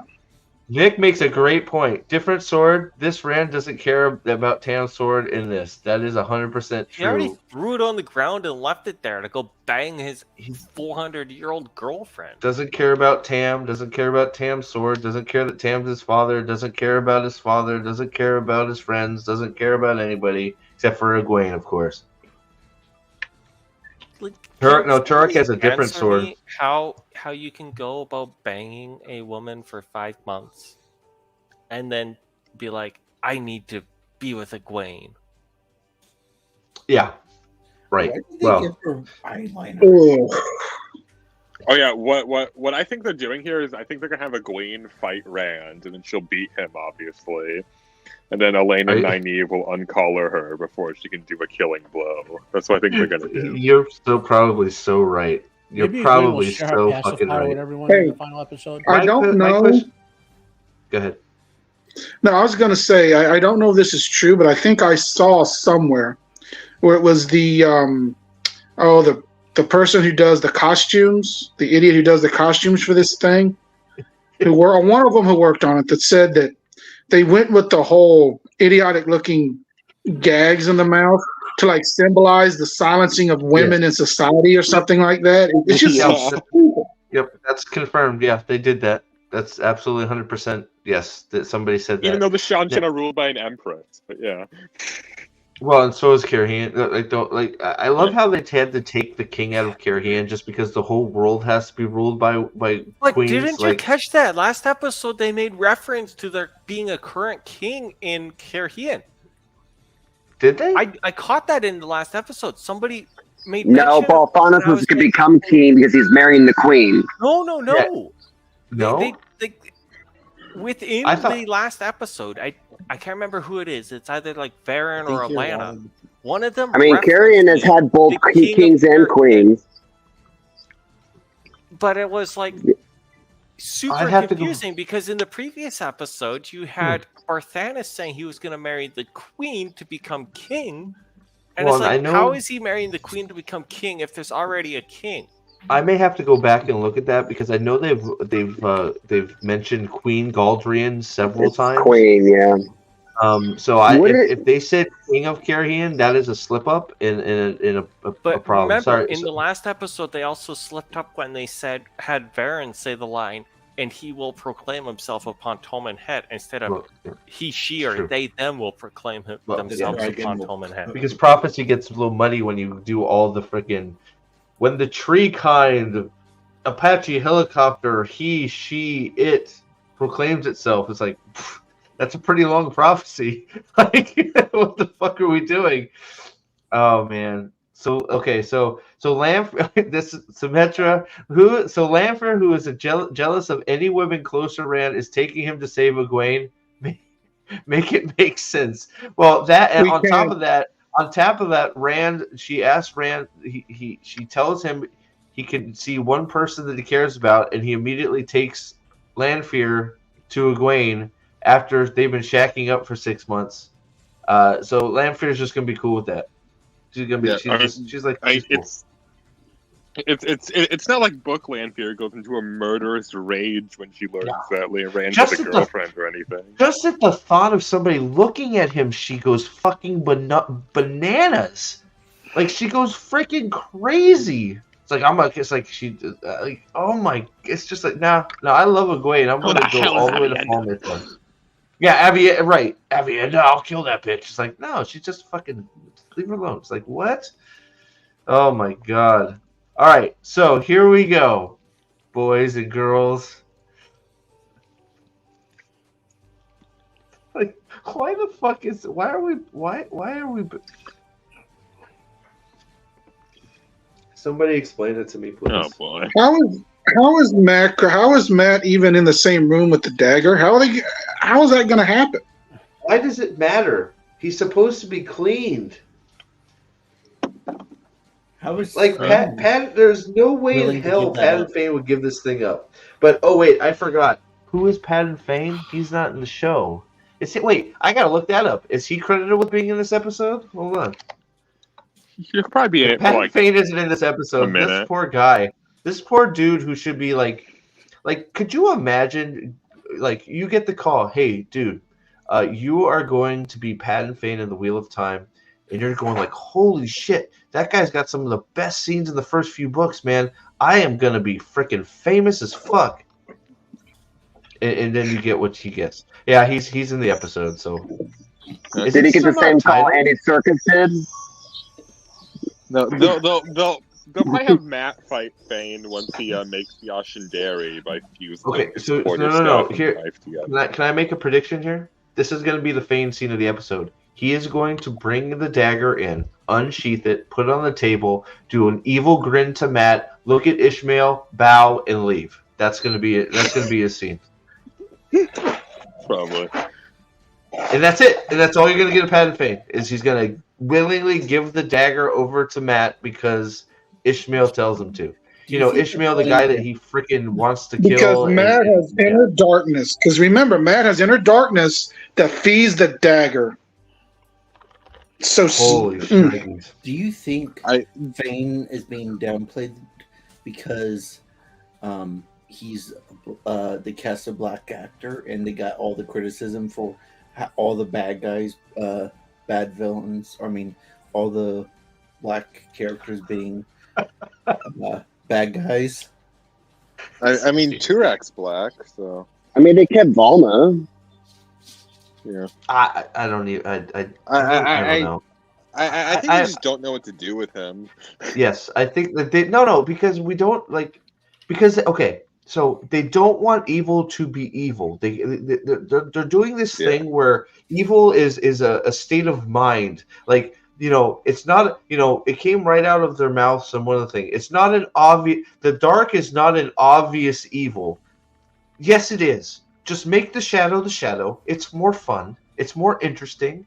It's more fun to watch the conflict between good and evil, the battles between good and evil. You have a stated good guy, bad guy. Then you got your in-betweens, like your White Cloaks and the Shan-Chan that they have their ways of life. Whether you agree with them or not is up to you as the reader viewer. And that's what you do. You have your evil side, you have your light side, you have your people in the middle. You decide which ones in the middle you side with that you like and you don't like.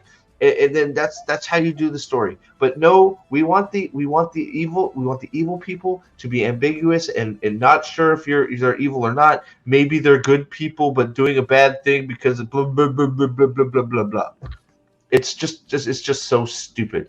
Real quick, Jay Rambo said, "Did Lanfear still Suwan? If that is the case, Elida's takeover. I said it right. Elida's takeover might be more of a coronation." I don't know. I don't think so. I don't think so. I don't know. I have no idea. Lanfear has that line where she says, like, "Oh, the Amerlin's better to me alive," or something. It wouldn't make sense A broken Amerlin is better than deposed. a dead Amerlin, is what she said. I think a broken Amerlin. Yeah, is so it better wouldn't than make a sense dead if she Amerlin. wanted her to get deposed. So I don't think that's what they're doing. I have no idea. I don't know why she's broken either. I would be pissed. It's like I think she right? shielded though. I don't even know. All right, so Matt's I back think with I the was dagger. All right, so we here have we the have. 3 Aiel in this show. So hold on. So notice who's back here, guys. Uber Chad of the Wheel of Time. Yeah, He's back. Mason has come out of hiding. He'll be in the background in all the fight scenes in that show. We don't know that. It's like he's back, man. He just showed up. He's like, I hope he just wanders in. He's like, oh hey, here you are. I've been looking for you guys. It's like What? Just appear in the background with no explanation. He's just standing there. Hey, forgive me, but I've not been watching the show. I've only been watching the reviews. Is Perrin basically leading like a force of Aiel again to attack and follow? No, he's not. By force, you mean 3. All right, so hold on. You mean following? So we made a joke on and I had to restart my computer, so I lost the active bingo card. So we're gonna have to go through all of them again. But Perrin has not led anybody in this show at all. So get that out of your head. Perrin's not leading shit. Now, Perrin is being led by Abienda and Bane and Shiad, who are supposed to be over the Dragon Wall to find the Karakarn, or he who comes with the dawn, which they never mentioned. They sent 3. Actually, I'm sorry. They sent 4 Aiel. The Aiel clan sent a whopping 3 Aiel to go find the Karakarn. And the joke of it is you guys. Wait, no. It's 5 Aiel that were sent. The dead because Gaul died in season 1. and you're right. Ed You're Julian right. and these 3. Right, you're right. But the joke on the card was on the bingo card was there would be no male Aiel this season. And you guess what? We are in the last episode, and it looks like we're not going to have a single male Aiel. They're all going to be Fardai Spy because bingo. What's that? Rand not count. Rand isn't Rand, huh? Rand doesn't look like any of these. He doesn't people. count. He's Sparkle. Actually, Rand looks more like them than Avienda does. That's true. That's true. If they cast Avienda like the other 2, I'd be okay. I mean, let me be careful about this. If they he doesn't look like them. If they dyed her hair like red, Aiel red, I honestly would have no real objection to the actress if she were a good actress. You might be right. But yeah, it's like in Rings of Power. If they had just put a beard on Disa, I would have been okay with her in particular. Well, you know? What problem do we have with Loyal? Rings of Power, really? I think it's okay. They can mention it. We're not sticking on it. Well, look at Loyal here. Show that shall not be named. Okay, so look at Loyal here. Besides for his weird ass hairdo, why is him having a beard a giant problem? I'm sure most of you guys know this, but why is him having a full on beard a problem for Loyal? Because Aerith doesn't exist. Too young. I'm gonna defend no, for a second. Everyone else is aged up, so Loyal is aged up. He is old enough to have a beard. Go ahead. I think sometimes, you gotta remember, like the makeup artists, for example, aren't necessarily like Rafe or whatever. So there are techniques you use in special effects and makeup to cover for the fact that you can't really do great special effects or makeup in certain circumstances. Like how in, say, the kaiju movies, like the legendary ones, they're always fighting at night or in the rain to blend in the special effects. So putting a beard on Loyal makes the makeup effect they're trying to do like less bad. You know what I mean? I think that's why they're doing it. But in the books, Loyal's supposed to be 90 years old. He's supposed to be considered immature and hasty and not We know patient. that. There's no evidence for that in the show whatsoever. We all know that. I mean, we're beyond the point of debating if there's anything in this show that's like even 1/1000th as the books. You know what I mean? We're just like breaking down, inventing, and you know what I mean? Wait, what is this you sent me? Trip just sent me something. The line Explain. where Baron refers to the dragon while reading from a piece of paper as he. Oh, you told me something. Sorry, you guys sent me stuff at the same time. Oh. Sorry, Trip sent me something about, like, I guess there's a thread on Wheel of Time Reddit about what does it say? Actually, Deus de Mar, or How I Stopped Worrying and Learned to Love Ruse Theory. I think that might be the one I was referencing earlier. Is that Nerdporial's? Is that Nerdporial's spoof? Above Toman head, he shall proclaim himself. Yeah, absolutely. No, I misremembered, and I don't think they actually said king that episode. It was all queen. But I went through the episode. I don't know. Well, I got something to point out, guys. I mean, Perrin shouldn't have a beard either because he hasn't met Fael. But that's true too. But so go ahead, Matt. This is something that's from the sort of like the camera stuff, the camera work, right? So look at when you see, like, for example, like that's Chiara Bane there, right? Like she's putting her head at an angle and all that. And think about like great camera shots during fights when people fight. Like go back to like Enter the Dragon or Return of the Dragon, how they cut to the fighters' faces from the angle of the other fighters' faces, and you could see the actors acting in intensity and all that. And think about how they're doing in this show, where they're using that like weird anime angle, where they're looking really heads pointing down at the ground, but their eyes are like rolled forward constantly, which looks very impractical and stupid. And I think that's another stupid thing they're doing in this show, where whoever's telling them how to pose and whatever is not like this. Like you can do that head down thing in an anime and it makes visual sense, but in live action, you have to have a more realistic looking way the actors pose. You know what I mean? Well, Perrin's mouth is looking right at the camera. Well, I'm more concerned about what is Perrin wielding in this fight, since he hasn't picked up a single weapon. He's using a stick. Can we comment on that like next scene and say that armor actually does look carapace-y? I don't mind the back part. It's not accurate. I don't mind the back part, but like I don't like mind to try the back and give part, little but things, and it kind of does look like the back of like what a scarab would be. I'm more concerned that she's in the Suldam armor. But honestly, if this was the armor they gave to like the riders, I forgot what they're called, like the Turrican riders, I'd probably be okay with that. I mean, it's I don't know, what is this? I just hate how they make the Suldam like that. That movie with the teacher. It's like, how can I reach these kids? I saw who slowed on nothing. You know the one where we have a hand on Rand's face and he's looking up? There's people that are saying, what if the hand on his face is Elaine's and this is the scene of what he sees looking up? Oh, God. Probably. Because instead of how in the books, when he wakes up, it's Min, when he wakes up, it'll be Elaine. Why the fuck does she care? Like, what, she randomly comes up to the top of a tower and sees a dead guy and says, "Oh, you're dead." I think you're right. That's sad. You see Rand get his ass kicked by Egwene, and then she's going to come up to him and see him. She's looking for Egwene. Oh, yeah. Yeah. And then she'll feel like, I'm starstruck by you. Oh, God, kill me. They're not going to have a woman fawn over a man. What do you mean? They're not having that. Or maybe this is her over Egwene when after she's freed her, oogling over Egwene, and they have their sensual kiss since they're going to be together. I mean, it's going to be her and Avienda. What do you mean?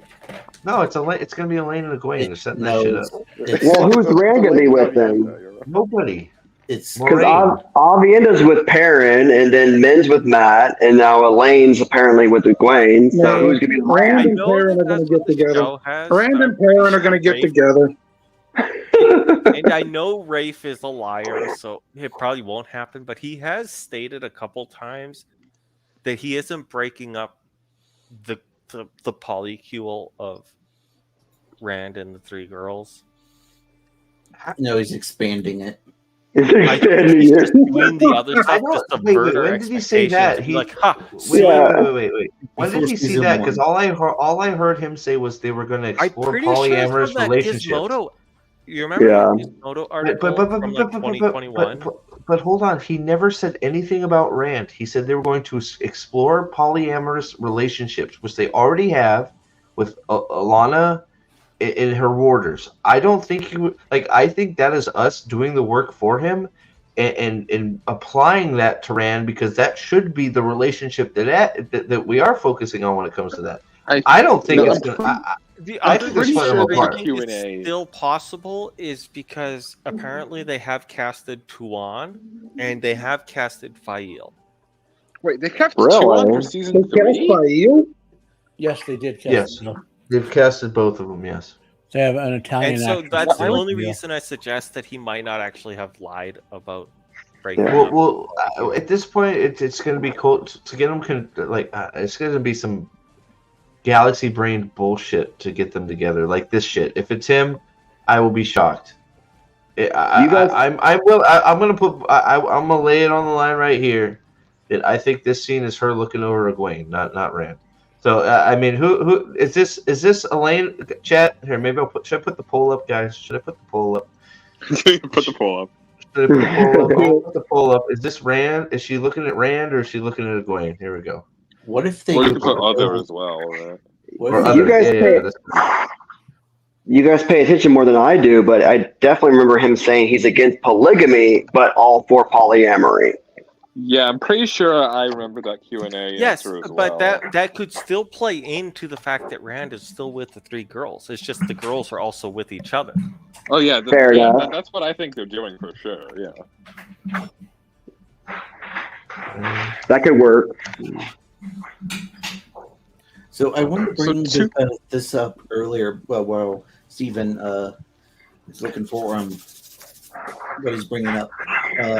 How much better would the story have been if Rand in season 1 had learned to play the flute in the way he started meeting Selene? Was she owned an inn and he needed a place to stay and he played for her, and that's how the relationship started? But that makes too much sense. Instead, she just owns a love shack that she calls owns her. an inn that Rand stays at, but Rand has no money. Well, see, so guys, you guys are missing it. So this is okay. So we have. I forgot this is a post-commie world. Money doesn't exist. Look. We had to kill Tom because Tom is too cool. So Tom didn't get to teach him how to play the flute. So, but this is the same thing. But instead of having no money and earning your keep by playing the flute or doing tricks or juggling, he earns his way by fucking her instead. So that's how he earns his rent instead of playing and working for it. Well, he technically is working for it. It's just by plowing her every night. I just hate to say it, but it's like, if you know anything about that side of the industry, men can't market that. Like, it is almost impossible for men to market. Not in the gay community. I get you, but you get what I'm saying. Almost. How many guys want to go gay just to make money? I got a friend that sells underwear for $100 a piece. I cannot believe how I am shocked. I can't wait when I'm right, and this is not Rand. We got 20 votes in here, and we're 50% Rand, 33% Egwene, 19% other. I am shocked. I kind of like that other, but I do think that it'll be Rand and Egwene or Elaine meeting. I am totally I cannot wait to be right. As Trip says in the comments, she's like, she references the line where Rand says, "Who are you?" And she would be the only one Rand doesn't know who is. Well, No, he's gonna say, "I know your face." I know your face. Who are you, Ileana? Oh, God. He's gonna call her Ileana. Wait for it. That's what, because remember how somebody is saying that he's going to download memories from Luz there, and that's how he's going to battle Ishamael. When he wakes up, he's going to be, who are you? And then he's going to be like, ... Ilyena? He's not gonna. No, you're thinking way too much, bro. Like, Yeah, they're gonna have a breakdance. like They're gonna have a breakdance fight on the top of the tower, and then they're gonna talk about it, and then Matt's gonna stab him. That's gonna be the fight, and then Fire's gonna come out his asshole and banner the skies, like Dragon is reborn. And that's gonna be it. Yeah, Janan. I mean, I love your heart, man. You keep trying to like. Look, man. Look. If they took half of Why the not, suggestions, the show would be so much better. Like so much better. But like, we'll see. Maybe you're right. I will give you full credit if you're right, bro.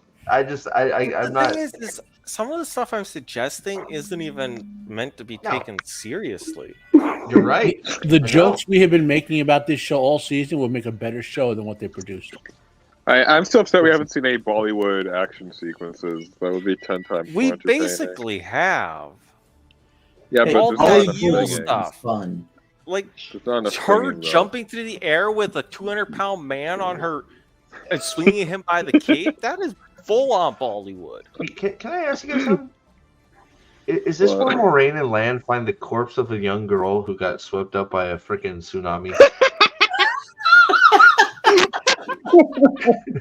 That corpse would be lost at the sea. It's gone. Not in this show. Like, it's the going to be wave would plastered crash in. in, it would scoop her, and it would suck her back. And she's like, What if 25 what if that miles. girl's corpse is the one that Rand does what Rand does? Moraine's not supposed to be there. Rand is No saying, way. who are you? Like, I Like, like to the little like the, girl. I'm telling you, Hey, the where's Moraine not tsunami, supposed to be?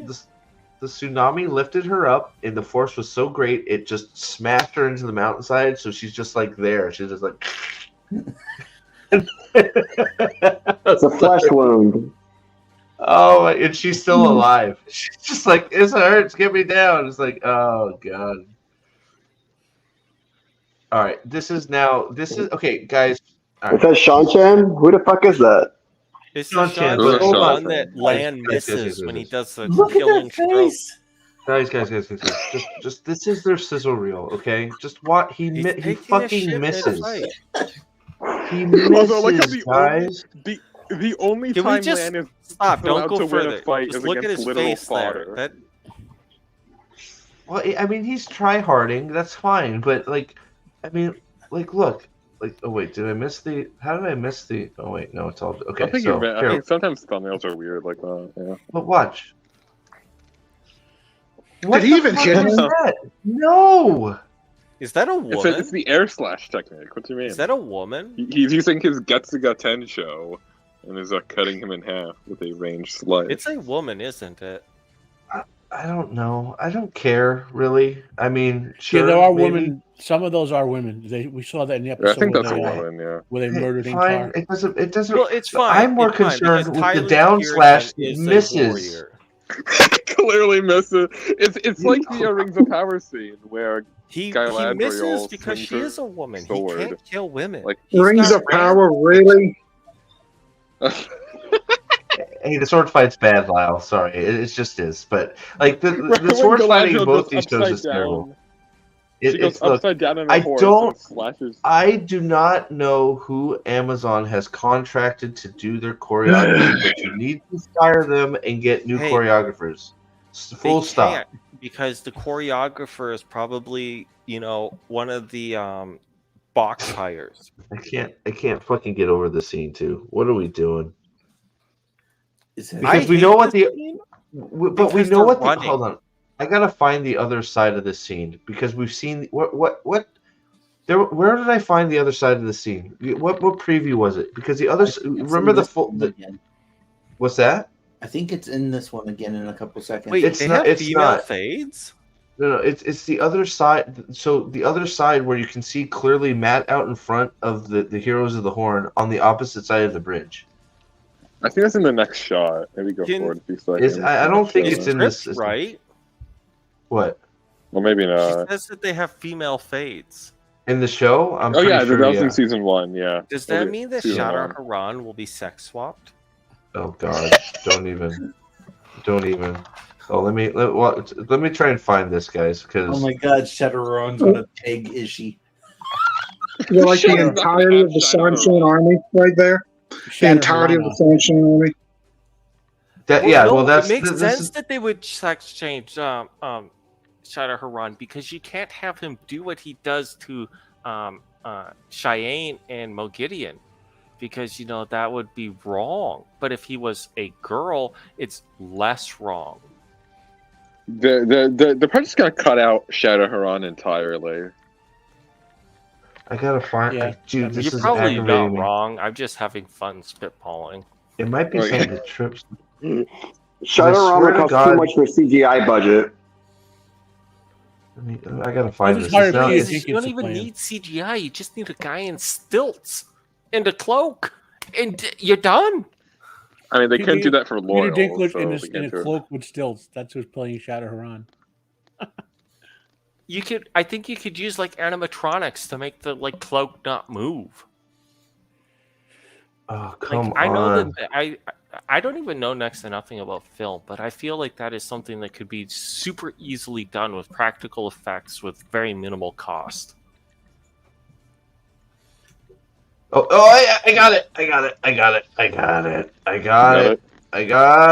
Woo! I got it. All right, here we go. Let's see if I can not fuck this up. Boom! Got it. All right, so we're going to do... Oh boy. We're going to do the one first. So here you go. So here's the one scene. So we have the 20-some-odd Shan-chan on a bridge to nowhere. Maybe Moraine will make for some reason bowling ball with the ramparts are really wide. That's the full Shan-chan. That's the full ever victorious army. That's the ever victorious army right there, right? Okay. Think about how many soldiers the Borderlanders had compared to how many the Shan-chan have. It's pretty obvious how they can remember, this is the forerunners of the Hylian. If you watch with subtitles, yeah, but still more than that. These guys might be the show's Death Watch. The number of ships they have is... I remember people did it in Rings of Power where they counted the number of ships and then they created an underlying thing what the fuck am I looking at here, guys? They have too many ships for the number of soldiers they have. Now you're saying Rings of Power just to annoy me, aren't you? What I'm just referencing it because of the ships. So look, see, here's Matt. Look, guys, look at Matt's staff with his Shadow Logan dagger on top of it. You got your heroes of the. There's Uno right there. Oh yeah. Why are they also? Wait, he's too tall. This might be Uno, but so these are so our heroes of the Horn are following Matt. Led by Amarasu on a bridge battle. Oh yeah. They're gonna give Amarasu all of Hawkwing's dialogue. 100%. That's her right here, right? Yeah, that's her. Yeah. That's Uno because he's tall. So that's in that crowd. That's right. That's Uno over there. The heroes of the Horn should defeat that force in about a minute? Not even. Like a second. They just tear through. Did you see the show friend theory that Perrin's wife was an incarnation of Brigitte? Oh God! Fuck that. How many people just throwing darts at a board now, right? Is she credited with an appearance this next episode? Is she? No way. God, I hope so. God, wait. I gotta look that up now.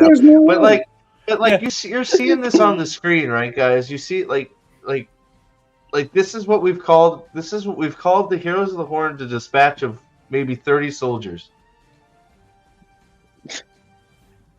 And you are wrong. I still the setting's all wrong. The reason Matt blows the horn is because they're stuck in between the entire army of Shan-chan, the Forerunners, and the White Cloaks, and he's like, I don't want to die. Oh, that's Lady. Okay, so wait, who am I looking for? Do you remember what her name is? It's Layla, right? Layla. Yeah, young boy. She comes back with the Heroes of the Horn and hands. How many episodes was she in? She was in episode 1. No, she was 2. Episode 1. Yeah, but was she in 2 episodes or what? She was in 2 episodes. You're right. She was in a flashback. You're right. So or a dream sequence, rather. I love how Those Yasuka are scenes of, has like- 3 episodes. Wow. Where is she? Rima, Balin, Novice. Layla's going to be a hero of the Horn. There was a comment by this a person named Mahler here talking about we're being nitpicking about the ships. I think something that doesn't get emphasized enough is this is a high budget fantasy series. And so things like extras should not be an issue for us to be able to make fun of. I'm just making fun of the ships because of Rings of Power when they had 3 ships carry way more troops than they should have been able to transport. I don't care about the background. It's the goofy bridge fight that I care about. Why can't I find this? Is she I feel more? like Maybe they she's in added 3 ships episodes. because they were like, in Rings of Power, they said we had too few. Let's add more. And now it's like, okay, well, now we got 2 soldiers a ship. Well, either way, it should be realistic. It should look just like Helm's Deep battle. It should look just like that. It's that kind of budget. So what was the Strong Chant command logic of the return? Like, so first we're going to go over there and have all the Damani launch a massive tidal wave to kill that one little girl. Then we're going to sail up the coast to Falme. Think about Yeah. Well, there's only one Damani. We're supposed to establish basically a bridgehead so that when the Hylian arrived after them, they already had a landing ground because, you know, we can't have the Daughter of the Nine Moons have complications, right? Like, but then that all got thwarted. They ran out of eyeshadow, so they can't have any Damani. Why can't I find her? It's Layla. Is it Ibarra too? Is it Layla Ibarra? It's Layla Ibarra. Why can't I find her in the damn credits? Okay, so how Layla, Laila. Yeah, but I'm like going by how amount of episodes. She's played by like, Helena Westerman. Helena, and then Westerman. Hold on. Let me look it up that way. Say it. Spell it again. Helena.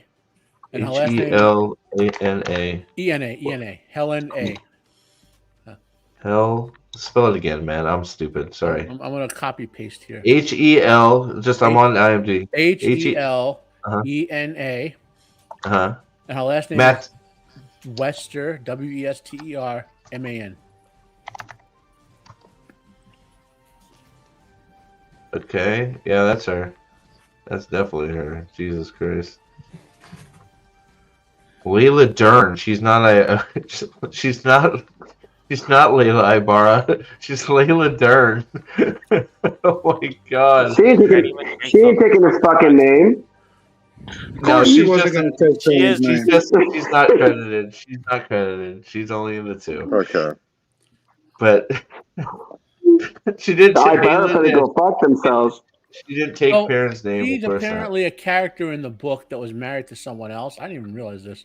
Who cares? Okay, so in book 4, when Perrin first gets to one of the farms, he sees a girl and he's like, she's pregnant, and he has like a 2-sentence thing. He was like, there was a time before I left where I thought I might have married her, but then I decided I didn't want to, or basically. And they cut the latter portion of his thought process off and was like, see, he married her. I so wish I could zoom in on this. Look at that shit. Is that really Matt up front? That is Matt's code. That is 100% Matt up front. My question is, how do we doubt. get from Matt last episode to Matt here? Why would you use the Horn of Valor to combat 40 people? Why? And then how does it get to the top of the tower? Unless it's not Matt at all up top. Maybe it's freaking somebody else. Like I like so many questions. I see you. Sorry, buddy. Sorry. What's up, brother? Hi. What's going on? Is that Salty? What's up? Yeah, there's so many people here. I should have just put a bag on my head and said I was Rafe Judkins. So. Oh well, no. Have No, you don't been do that. around? Have you heard any of our wonderful theories? I heard one when I was doing some cardio, and then I had shitty. The thing about Loyal being aged up too, so he doesn't have a wife. He's probably gay. I think that's. Well, no, that was big because we got to make sure that gay representation exists within the Ogier. Yes, that he's one probably Ogier. trans because he looks like a fucking drag queen anyway. So, whoa, drag queens are much better makeup than that. Wait. Joshua Templeton, are you saying that Patton Fane now has the power of morphing, so he looks like Matt, and then stabs him, and Matt is really fighting 40 guys on a bridge with the Heroes of the Horn? Is that what's happening? Why not? I would say that Rafe Who's is Patton Fane? You're right. But I'm pretty sure Rafe did say that there's basically wait and find out because they're trying to insert Rafe is a liar. or introduce fallibility into Min's prophecies. Rafe is a liar. I mean, Rafe is the same guy who said he was excited to do the Matt Quarterstaff scene and then cut it out. He was also the same guy that said we were going to see cat crosses the fucking asshole and stabs it in the butt, right? I mean, like, I don't believe a word he says at this point. He says so many things and then they don't pan out. Like, yeah, remember training so hard for that iconic scene. Where was it? Did you cut it? Was it not in there? I never saw an iconic scene from the books where there was sword play. Are you talking about the Avienda scene? Because that's not from the books either. It wasn't iconic, and you need to do more training because flippy kicks in the dark don't equal good fight scene. It was terrible. Well, he also said he loves the books and wanted to respect the lore. Wait a second. That's going to be it. Salty's right. So here's okay. So Matt is down on the bridge, wasting the Heroes of the Horn on a 40 Sean Chan guys.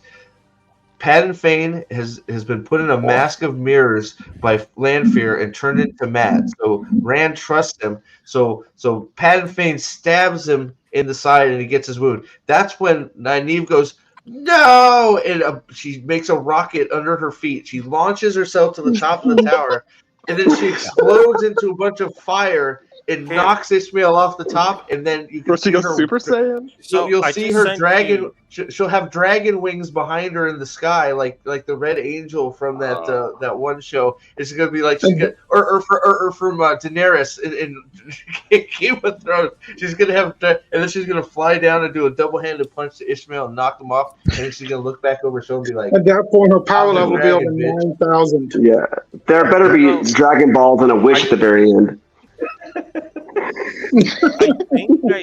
I know what they're gonna do about the dagger stabbing or Matt thingy, and I think it's gonna be like Avenda Sora, because I did reference that Rafe questionnaire thingy where he was asked about the fallibility, and he did say that there is going to be a deleted scene being released. And I suspect it's going to be the exact same thing as the Avenda Sora, where it's just going to be a still shot released. It's a deleted scene. It's probably going to be an Ishii mounting Matt. And having him call him daddy. I mean, that's about all Rafe is really capable. Ishmael's a bottom, though. Hey, Ishmael, that's his baby boy. He's gonna mount his baby boy. Oh no, we're going into some weird shit now. Or what? We're getting into some weird shit. We're getting a little weird. Over 9,000. Oh my god. I guess should we get back to the episode 8 promo? Or? I think that was it. Did you see the special effects on the Heroes of the Horn, and that they're all blurry? The like bionic Heroes of the Horn. How much you want to bet we're gonna have? It's going to be multicultural representation. That's all it's going to be. It's going to be every cringe Benetton ad United Nations trans youth representative, like folk hero shoved into that scene. That's what you're going to get. Yeah, and did you see Moraine change her clothes on the beach? That's weird. I wonder if they just used that same setup because they had the cameras there for the Rings of Power with the horse. You know. Maybe is she gonna grin like fucking? You're saying that they're combining the budgets and shooting in the same places to save money, but then to save like money. Shit? Well, dude, it creates more money they can pocket, right? They can write it off and be like, "See, we had to shoot this here, and we had to shoot this here, but we shot them at the same time, but we're billing them as separate shoots." Yeah. It's like your dad has like a really important job, and then you go to the enemies of your company and sell them art, and then you can like scam things off. It's the same thing. It's like the same. Yeah. This is the same company, though. Yes, but it is the same company, but you're double billing. So Sony, even though you're Sony. doing everything in one, Oops. basically you're billing an extra that's then pocketed. Yeah. Sorry, Trip. I meant to go back here. Why are there no cross guards in Ramland, by the way? Because there are Japanese-inspired swords. That one in particular looks like a freaking machete. These ones It's like Ninja Turtles type stuff. I mean, at least they're not using baseball bats anymore. It actually does just look like a baseball It, bat. it does look like a baseball bat. It That's does. what they use on Looks like Uno. somebody machined the wooden blade thing. Somebody just like ran it through oh shit, what do you call it? Like a former. A lathe? And then stuck that a lathe, and they just got them all out because they look about the same size as a baseball bat. They look pretty. Why do you guys hate the MLB? Say that again. So why do you hate the MLB? So I Baseball got bat. I don't know the whole thing with well, we're not. It's not my channel, but I got one of The our whole bad thing one with of our them bad doing their predictions. local backwards for a while. What's up, man? So I got one of our like bad predictions. I'm dedicating it to Lyle. Maybe Amazon will take advantage of the Horn of Valir being blown to cross over with Rings of Prime, and we'll see like Galadriel and everyone in the Hero of the Horn. Yeah, Galadriel pops out. She's yeah, like, yeah. Don't And Halbrand will jump out. Halbrand will jump out with his hood on and yell, "This is MAGA country, bitches!" Dude, And it'll be like, Alright, all now the you guys good really are things just doing it to about annoy me. He'll be wearing Isn't it one like ring to give too. props Oh, to scenes and everything. The one thing I think, and you can hate the swords all you want, but if they had given these people shields, the sword could still fit the role of like the gladius did in the Roman legionnaires, where it's like short, it's an efficient weapon, it's not meant to do a lot of fancy stuff, but because they don't have shields, it looks out of place. Yeah, the utility of having a short-bladed, non-cross-guard, edged weapon in close quarters melee combat.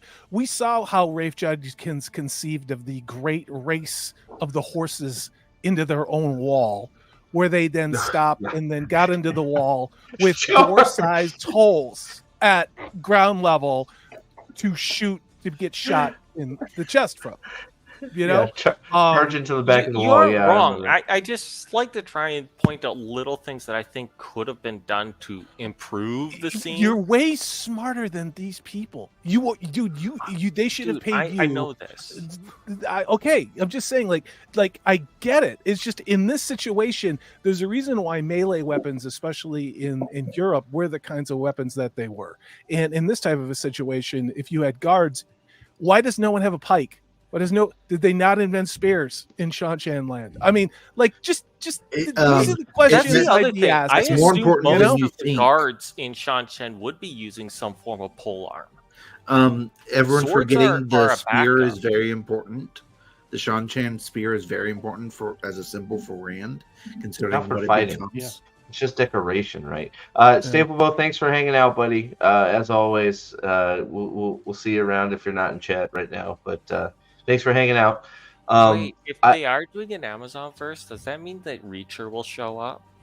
Oh gosh, I don't even. Come on, guys. Can you imagine Rein it back a little bit. Come on. All the heroes of Amazon show up when he summons. No. Chris The Pratt bitch from Criminal Fleabag. Next season, that bitch the from Gen Fleabag V will show people will up. come in and blow everyone up. They'll have Invincible in animated form. So hold on a second here. I gotta go, guys. Have a good night. All right, have a good night, Matt. Thanks for hanging out, buddy. Yeah, bro. Appreciate you, bud. So hold on, I'm trying to piece this together. Okay, so you have the made-up bridge fight between Shanshan, the 40 Shanshan, and the Heroes of the Horn. Now you have the White Cloaks who have apparently cleared the city, and are now going to the tower. So how many people are we going to have at the bottom of a tower fighting each other while Rand and Ishmael are having a conversation on the top, not fighting? That Like- is also okay. That is probably why they have so few Shanshan soldiers, because they're trying to cram too many different factions into the fight, which is why There's no room. 3 Aiel. It will only have like 10 White Cloaks, because instead of creating it on the field like in the books did, where you have room for a lot of people, they've crammed them all into a tiny ass little set room. You have to, because that's another way that they saved money. And it's the thing that Nathan Amenemhotep said so eloquently. They're big fans of doing wide angles on very few people in a small space to look at like something is going on. Oh, look at this! Like we have this one? I gotta use the restroom. I'll be right back. Don't get me kicked off YouTube. I'll be right back. Because this scene just looks rough. Like, This what is is dumb. the middle soldier doing? Like, why is Rey Skywalker fighting the Shan-Chan? That's what I want to know. So are they even okay? There is a spear in one of their hands. Yeah, Avienda has a spear in one hand and a knife in the other. It's a cocktail fork, Matt. Come on, man. There was No, like but I mean, like if you're trying to hold off guys in armor, right? Yep. And Aiel smart. The book Aiel are smart fighters. They're gonna have the two spears out so they can use one to keep at range while they stab with the other one or whatever. And they're gonna be guard. They're gonna be like, if you're gonna have like the spear should be. No, that's why they had bucklers. Well, but also if looking at this scene, right, the spear should be in Avienda's right hand so she could use it to help. I don't know if that's Chad or Bane over there, but it looks like a whip. Is that a whip? What the hell does she have in her right hand? Is that a? Looks like a dog leash. Like a funny knife or something. Dog leash. Yeah. I just hope it's a sword. I hope they give the Aiel swords. That would be perfect.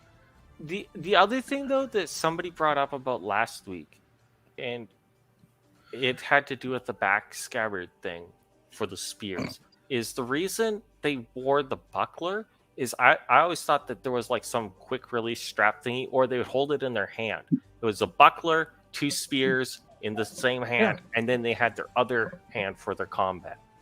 Mm-hmm. And it was like, if you were to try and remove one of those spears mid-fight off of her back, she wouldn't be able to get it up and ready in time. Well, you can see it. You can see it from the scene where they beat her up. She has to double heft it to get it out. It's like, you're dead. Yeah, right? you've just completely exposed yourself. And she gets stabbed in the boobs.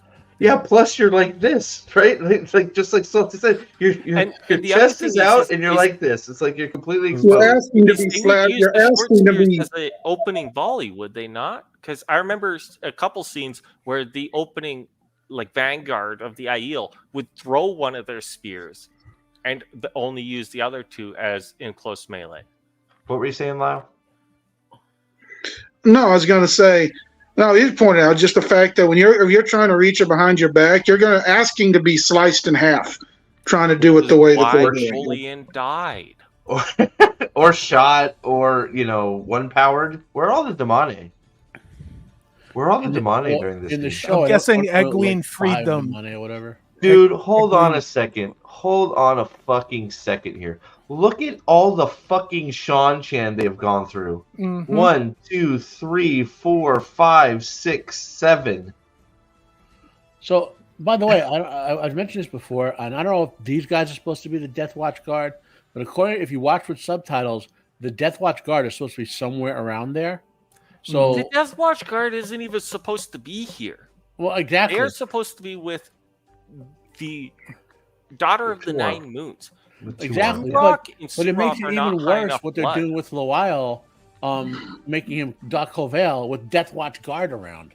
Hey, look, I didn't notice it again. Mason was in the background again, watching Ingtar do shit. You'll probably see, I have a cool background combat scene when no one. Where he's making everybody look bad again. He's just like slicing and dicing, looking good, and he's just in the background. And then you have this idiot jump through the air and say the light and Shinoa. It's like, and he gets stabbed in the chest. It's like, oh, great job. This is so stupid. What the hell is he wielding? I still can't figure out how Telok holds that sword with his nose. Did they not? He's drawing his blade in front of Rand. Did they not show like he's supposed to have two on each finger? The last two fingers are supposed to be like some sort of blue, long, but not that long. This describes it as 2 inches. Oh, look at that! Look at that! This is another poor actor moment here, because it's like, okay, we're gonna give you 2 giant ass nails and have you try and wield the sword. Good luck. When I was a kid, I used to put the chopsticks in my in my mouth, or that they hung out like this and pretend I was a vampire. That's kind of the vibe I'm getting from this. It's just goddamn ridiculous. It's childish. So didn't we see somewhere that Rand cheats and uses the power in this fight too? I swear somebody told me they saw that. Said something at some point. There's a scene. think, I've never seen it. I've just heard rumors. I think Trip had a picture of it. Well, I Trip said had a earlier. picture of it. Of him channeling while wearing the clothes that he does. Yeah, there's no way they're going to let Rand clean beat Turok. They're not going to let it happen. Just like they're not going to let Rand clean beat Ishmael.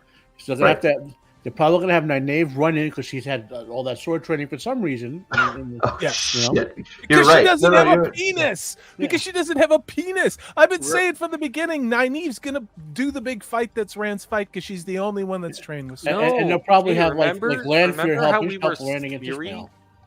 Remember how we were doing the whole theory thing about Rand battling Egwene?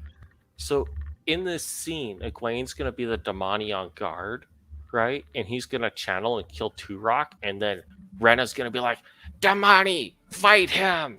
And then Rand's gonna get his ass beat. Wow. That sounds like actually that would be an intriguing plot. I don't think they're smart enough to do that. But luckily, Rand has. I'm not shitting on you. I'm not. I mean, look at what we got last week. Look at what we got the week before that. I could write better like fan fiction for this than they have. I know, dude. Yeah, I would pay money if they just showed Lanfear walking around Falme, just blowing people up left and right. I want her to be naked, shooting fire out of her cooch while screaming, "I win again, Luce Theron." That's all that I want from this show. Okay, that'll be even better. You know, it's like naked Lanfear just killing thousands of people in Falme. Yes. I also feel like some of the YouTubers that hate this show, mixed with some of us fans, could write this better, cheaper, more accurate. Some of us have done treatments of this. I mean, Amanda Minethron has. I've already broken this down. I already highlighted scenes. Like, so what? I'm just some asshole with an idea, but it can be done. It can be done. Problem is, I know that there's the wrong a age, that's a wrong scriptwriter. color, wrong gender, wrong politics. So you're never going to see any idea that we don't even need to write politics. At least we can match the diversity thing by having Sword in the Reflections or whatever. She's a script writer. Yeah, she there's at least a lot of checks the script writers box. around.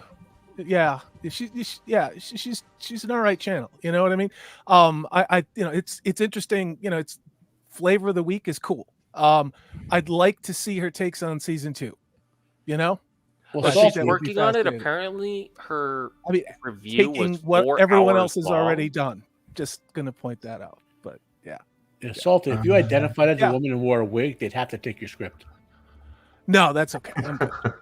I'm just saying. If I can't find it, it's a way to get it in there. It's like I'm good. Yeah, I'm good. If Trip, I'm looking. If you sent it to me, I can't find it. So it's probably you sent so much to me. Thank you very much. By the way, it's hard to go through all of it. I can't find the thing of him channeling during the Turk fight, but I completely believe it's a thing because for all the things you guys have already said. But sorry, go ahead, Lau. So since we're saying we think that Matt is the one who stabs Rand, is this scene right here him stabbing Rand? Because he's stabbing something. No, this is. I'm assuming this is after whatever's happened on the top of the tower. He floats down with the Horn of Valyr, and this is him with his Ashendari, aka Shadow Logoth dagger, on top of a staff, fighting on the bridge with the 100 companions, the heroes of the Horn. So I'm assuming that I think this is him stabbing a Shan Chan of some sort on that bridge battle. Oh, okay. Maybe it's him killing Min. So if we're right, and that's the Shadow Logoth dagger, so he's basically causing a plague that's going to destroy the world by killing Shan. But he cleansed it with his goodness, right? What are you talking about? He has inner darkness. He can't cleanse it. He only has inner darkness. He can't cleanse it with goodness. All he has is inner darkness, remember? It'll be Min. It'll be Min who saves him from himself, who takes away his toxic masculinity. Min isn't in this episode. Yeah, Min's not in it. Otherwise, I'd be... Really? She just, I love it. She's gone. She's gone. Friendly Andrew, who we see. This is what I'm talking about. This is why there were reshoots. I knew it in the last episode. That's why they reshot the shit out. We were just talking about it earlier too. So Min isn't in it. Leandrin, who we spend all this time with, isn't in it either. Are you shitting me? Nope. Leandrin is not in the last episode. Oh, they reshot this. They reshot the shit out of this. She's not in it at all. Yeah. So yeah. It's one of those things. It's amazing. We've spent so much time with Leandrin and her bullshit storyline, and she's not even in the finale. So there's no redemption. There's no anything. It's just like, hi, I've wasted screen time for 90% of the season. Now I'm gone. No reason, no rhyme. Nobody cares. I will say, in a bit of irony, in the book she just disappears. So maybe, they got it right by accident. It's like she didn't just disappear. She's in Karian. Ooh, there we go. The poll has taken a turn. Who is Elaine looking at here? Rand is now at 35%. Egwene is at 43. Other is 22. So yeah. So I don't know if you saw this, Salty, but here I'll go back to it. I just followed your link. And so there's a scene here where we were. Where is it? There's some speculation to who is it. Wait a minute. How did Perrin teleport to Karkian from? It doesn't matter. Never mind. Oh no, they're in Falme now. Remember, they were. He was being led by the three girls who beat each other up in the desert because they let her friend die.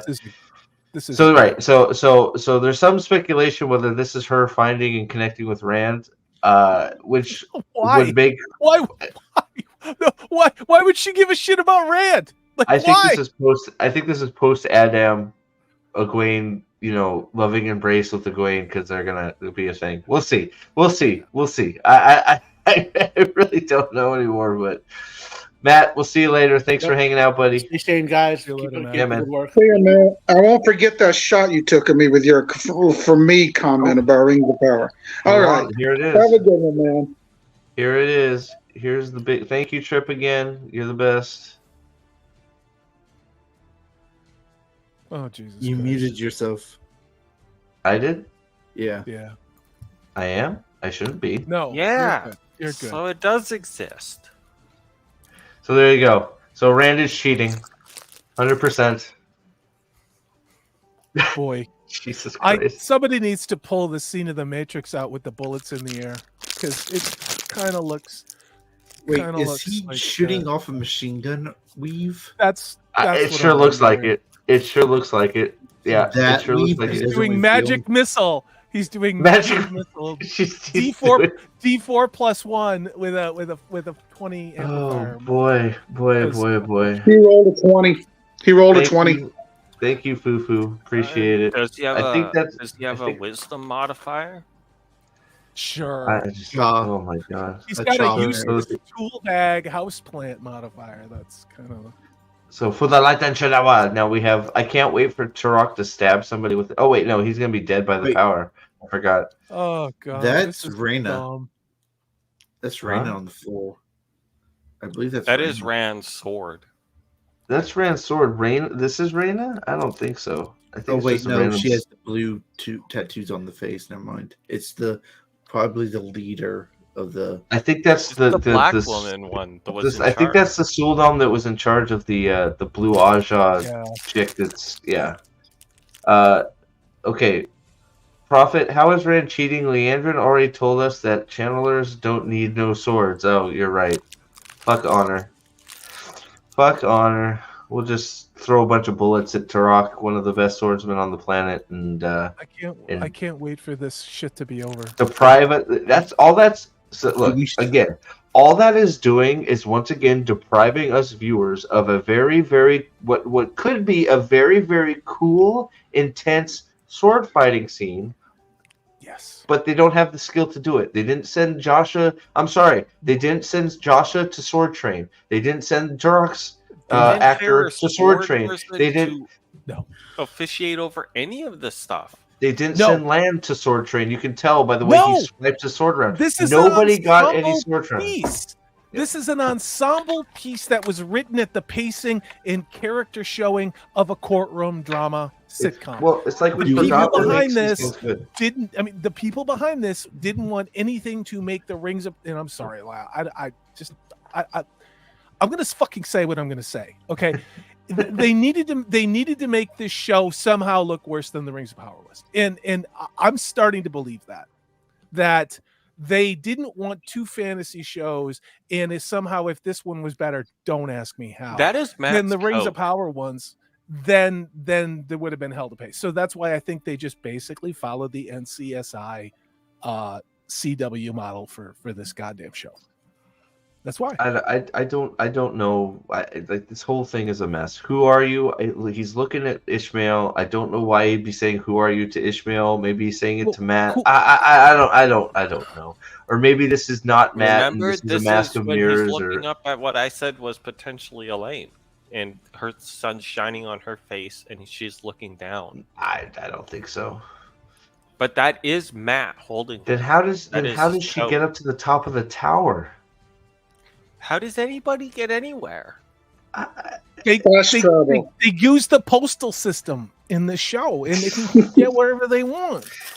I don't know. The postal system's not efficient enough to get you where you need to go. They should know that.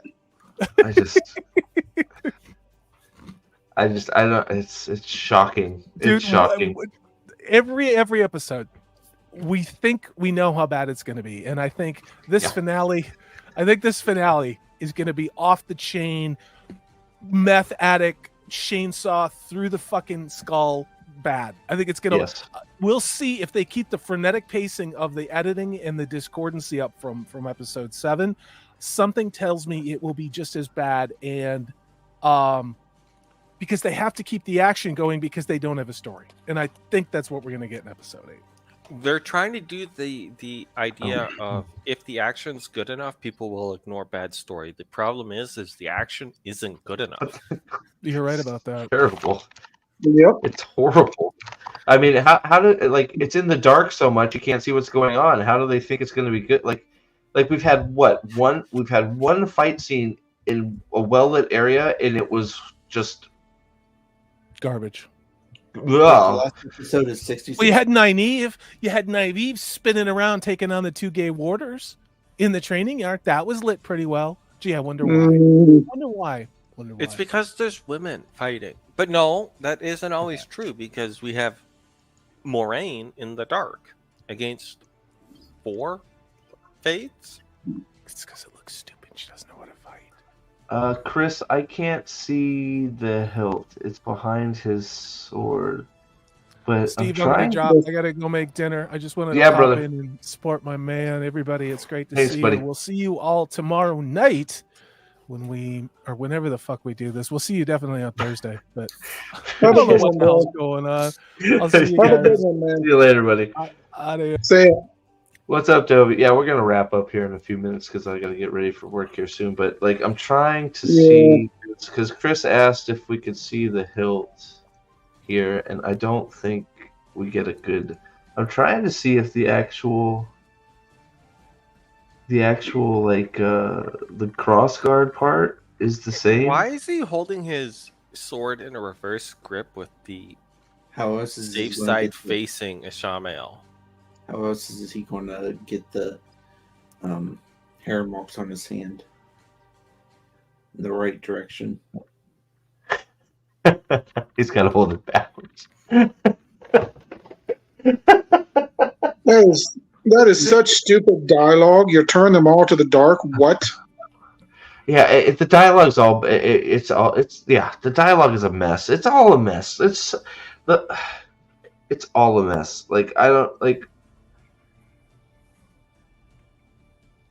I just don't even know. It's so bad on so many levels at this point, and then just to have people just be like, "Oh," it's just I don't have higher standards, people. Jesus. No, you know what this is? This is written by people who have their characters act stupid, but they say stuff that makes no sense, and they think it sounds smart. So they expect you to think their characters are smart. That's what this is. So Sven, people. Sven, there was a point where, again, the season did it to me again, right? Just like season 1, there was a point where I thought I was over it, and I was just I think it was episode 6 that me and Ryan, my son, were watching it. We just laughed through it. And I thought like episode 6 was one of those where it was just like, what the? It's just like, what the hell is going on? Episode 6 was the only one that like it was like too close, but at the same time too far away. Right. So you're like, okay, and then episode 7 hit, and episode 7 was just there wasn't a enraging. coherent storyline in the message and themes they were pushing between the dialogue and the deliberate cutting between. You already referenced it in your video. It would be better if your girl cuts to Egwene setting off a nuclear bomb to rival Oppenheimer. Right. Exactly. But like, Rand on his knees as she's saying this. Yeah. Rand's on his knees as she says that. I mean, what that is the message obvious. The message is obvious. Well, look, the message is obvious that like even that's just another even level. The message you go from Lan saying the key to being a man is facing it on your feet and no matter what comes, facing it on your feet. Immediately the next scene Rand is in, he is put on his knees. He is taken off his feet, saying that he is not a man. He is useless. Then you go to Nuclear Bomb Egwene, who is strong and trying, not giving in and I will kill you, all that shit. Standing up, trying to stand up to authority, which, I'm sorry. You're a piece of shit, Suldam. If Damani says they're gonna kill you, I'm pretty sure you're gonna torture her to shit. Hey, but if your dog were to wake up tomorrow and be like, "I'm killing you, owner," you're gonna put the dog down. Yep. And I get that Damani are valuable, so she just torture her to death, or an inch up, or an inch from it. You would torture her so much that her brain would break. She wouldn't be as valuable as a Damani, but you can still use her as a tool, like she is. She's a tool.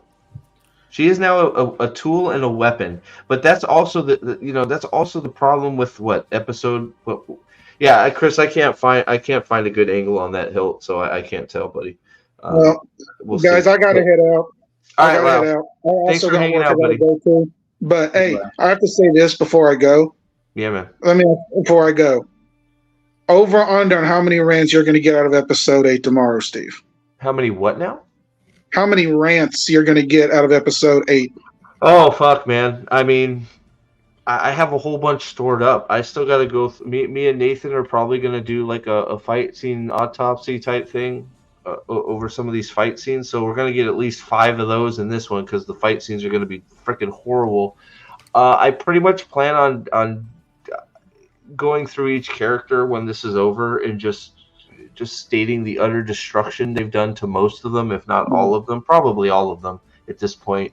I only ask because I just wonder, will it top your season 1 episode 8, which was still which brought me to your channel and is still one of the best rants over a episode of TV I've ever heard. So. Well, I'll try, man. I'm sure there will be. I'm sure there's going to be a long rant. And it's going to be one of those I won't hold back. Part of it is these days I'm so busy. Hey! Don't get too a thing. Remember, you got season 3 to do too. Oh Jesus Christ! Yeah, you're not kidding. All right, I'll catch you all later. Thanks, Lyle. I'll see you. All right, man. Lady in the Balkans asks if the Blue Eye Sitter is in the next episode. What's her name? Do we know her name? Probably. I mean, because I think that's her Suldam. Let me see if I can find her real quick. Also, while you're looking that up, I wanted to bring up the fact that apparently 4 days ago, One Piece crossed 400 million watch hours. Oh, nice. No shit. Which is 24 billion minutes, which works out to 53.5 million unique viewers. Compared to Wheel of Time Season 2 barely breaking 800K in the US. That's crazy. That's a crazy number. Okay, what is her name? Do we know her character's name even? Maigen? Maigen? Is it? It's Maigen? Miri? No, not Miri. Do we know how many episodes she's in? That's the thing. Is like. Apparently, Aldan says she is in the next one. He's seen a shot of her or something. I mean, I wouldn't doubt it. I mean, they put her there for a reason. That would put her at what, 3 or 4 episodes, right? 1, 2, 3. Joya Bayar. Now. So that would be 4, right? Yeah. Potentially 5. The Damager, but it's not Miri, right? It's Magdan. There it is. Magdan, right? Maegan? I don't think this is the right. Oh wait, yeah, that's her. That's her. 3 episodes. She is not. 6 and 7. That's it. How can you cut her out in that episode? Like, have her die or something. She's not in it. Cut her out of that episode. Yeah, she should be defending the city against the invaders. Like, she should have not been in it. Sandy McDade. Yeah, I got the right one. She is not in it. No. At least she's not credited. Okay, so maybe she's there to die, but she is not credited with being in the episode on IMDb at least. So we'll see. What was the point of her? The point of her was to have her say the line, "I'm a sitter and I didn't last as long as you." Exactly. It was just a prop up Egwene. The Yellow Sister? Oh, that's a good question too. Do we know? I did just stay on IMDb. Holy crap! I ended the poll, guys. By the way, Egwene ended up being at 42%, Rand at 35, other at 21. So we'll see. We'll have to keep an eye out for that when it happens. We're looking for. Oh gosh, we know she was at least in 2 episodes. What was her name? Rima. Rima. Oh, I got it. She's only in 2 episodes. She ain't in it.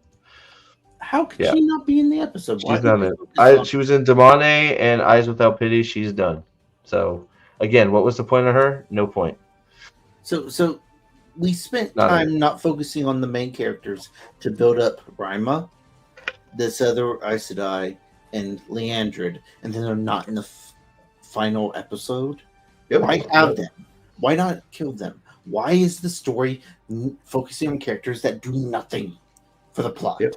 Because they don't kill anyone in this show. Everyone is a fake-out death. Has there actually been one person that is semi-main character that you've been introduced to that dies? Tom is dead. Like, they haven't confirmed it, but he's dead. Though. We only surmise he died. It's the only logical conclusion. No, any actual on-screen deaths? Let me think about this. Leandrin's son. That's it. 2. Uno's coming back. Not technically dead. It's another fake-out death. He's back. Dead. He just comes back from the horn blow. Yeah, I don't count that as dying. Well, I wonder what if they let him stay out after? It's like, it wasn't your time to die, and he just like comes. They pull him out instead of Brigitte. They also yank him from the pattern, and he comes out instead of Brigitte. Or how I'm pronouncing it wrong. I don't care. I'm sorry, Trip. They killed Loyal, Mazima, Inktar. Yeah, but those are all fake-out deaths. My point is, Inktar's back. How many people back. have died that actually just died? Like, they're dead. None. They should be. The girl at the end of season 8 who overchanneled and got herself and the other 2 women killed. She don't count. Before she killed. But none of like the main people that we've been introduced to and spent time like Amalisa, is that what Amalisa's sort of dead, but I mean Algamar gets stabbed in the chest and he's alive. Dead. Wait, she's not dead either? I don't think so. Oh, Jesus Christ. Seriously? She's not dead? I don't think anyone died in episode 8. Leandrin's son comes back to Hero of the Why not? Yeah, Uno is still credited with being in episode 8. Parent's wife. I think Parent's wife is the only character that died in the series so far. That we've been introduced to, other than Dana. And she was just fridged. I'm actually, chat, help us out. Who's died in the series? Because look, so Loyal is alive, should be dead. Agomar is alive, should be dead. Apparently, Emelisa is maybe alive. Not that she's the main character, but Leandrin's son, that didn't count either, but he's dead. Like, I'm trying to think of like season 1 has the Dern, Layla Dern, and that's she Dana. don't count either, man. Like, I don't think that counts. You don't count Dana? Well, they technically died and haven't come back, and we were introduced to both of them. I guess those are so like Uno and Layla. Like I the just, extras I don't know. dying, I don't really care about the extras dying. But I can't. So Uno is the only one in there that like Lady Amelisa's fine. At least she's part of the plot. So if she's actually dead, then that's one. Uno's two. Hightower. Oh, the ferryman. Okay, but that's an extra. Like that's not. Come on. Like we're like compared to all the bullshit dream sequences where all the main characters are dead. Steppen, there you go. Steppen is dead. That's it. Yeah, we spent a lot of time with him, and he is dead for sure. Steppen is dead. Man, I love how we all forgot about Steppen, even though he got 2 episodes. We all forgot about Karini's, yeah, but it's just like, oh, she'll come back as a hero. Wheel of Fake Out deaths, man. Like, oh boy, oh boy. So episode 8, man. I don't even know how bad it's gonna be. There will be a rant, Lyle. Don't you worry. Like, there's gonna probably be many. I just because there's gonna be so much to unpack once this is like their full narrative is like think about going back and looking at all this shit in the other episodes that were just completely useless and they didn't explore. And can you believe we started with them filtering water through the walls of Tarvalin? I don't get it. They keep doing that. Why is all of they do it some Avatar? They do it sometimes and then they don't do it other times. It's like, decide, what is it? Yes or no? We saw it in episode 7 when he went to channel to free Moraine. He pulls fire from the torch. It's like, this is the most useless thing ever. Yeah, where's Leandra getting all her fire from? I don't know. This is right? Why they should just that's what I'm saying. With the proper. They shouldn't have done any of that. Don't do that. There's no reason for you to do it. Don't. Trip said the yellow sister that burned at the stake by Valda, but we didn't technically meet her. She was at best an extra. Yeah, I just like any of these one scene deads. It's like you're just fridging them. You're introducing them to kill them. You're just introducing them to kill them. That's it. The only ones that have like gotten time and then died are Karenna and Steppen, I think. I mean, Amelisa, if she's dead. I hate that character, but she, she had some time. She's, but these are all characters that who gives a fuck? Like, the actual lore is confusing about what, like people dying. People die until the pattern respins them out as children. They don't just come back to life. Katara doesn't count. Tigraine doesn't count. Those are flashbacks. They don't count. That's like 2 minutes of screen time. Yeah. The lore. I don't think the lore. The channeling lore is just you use. It doesn't say you draw. I've never heard of drawing fire from fire to channel. I always thought it was them drawing directly from the pattern. Basically, the weave they were doing is somehow connected to the pattern and lets them have a slight control over the forces of nature. It's based on quantum physics, so the power itself has 5 states humans can access: spirit, fire, earth, water, and air. It's not them drawing from it, it's them putting the power into a different state to cause an effect. Cause and effect. Rafe might consider that DF chick a hero, probably.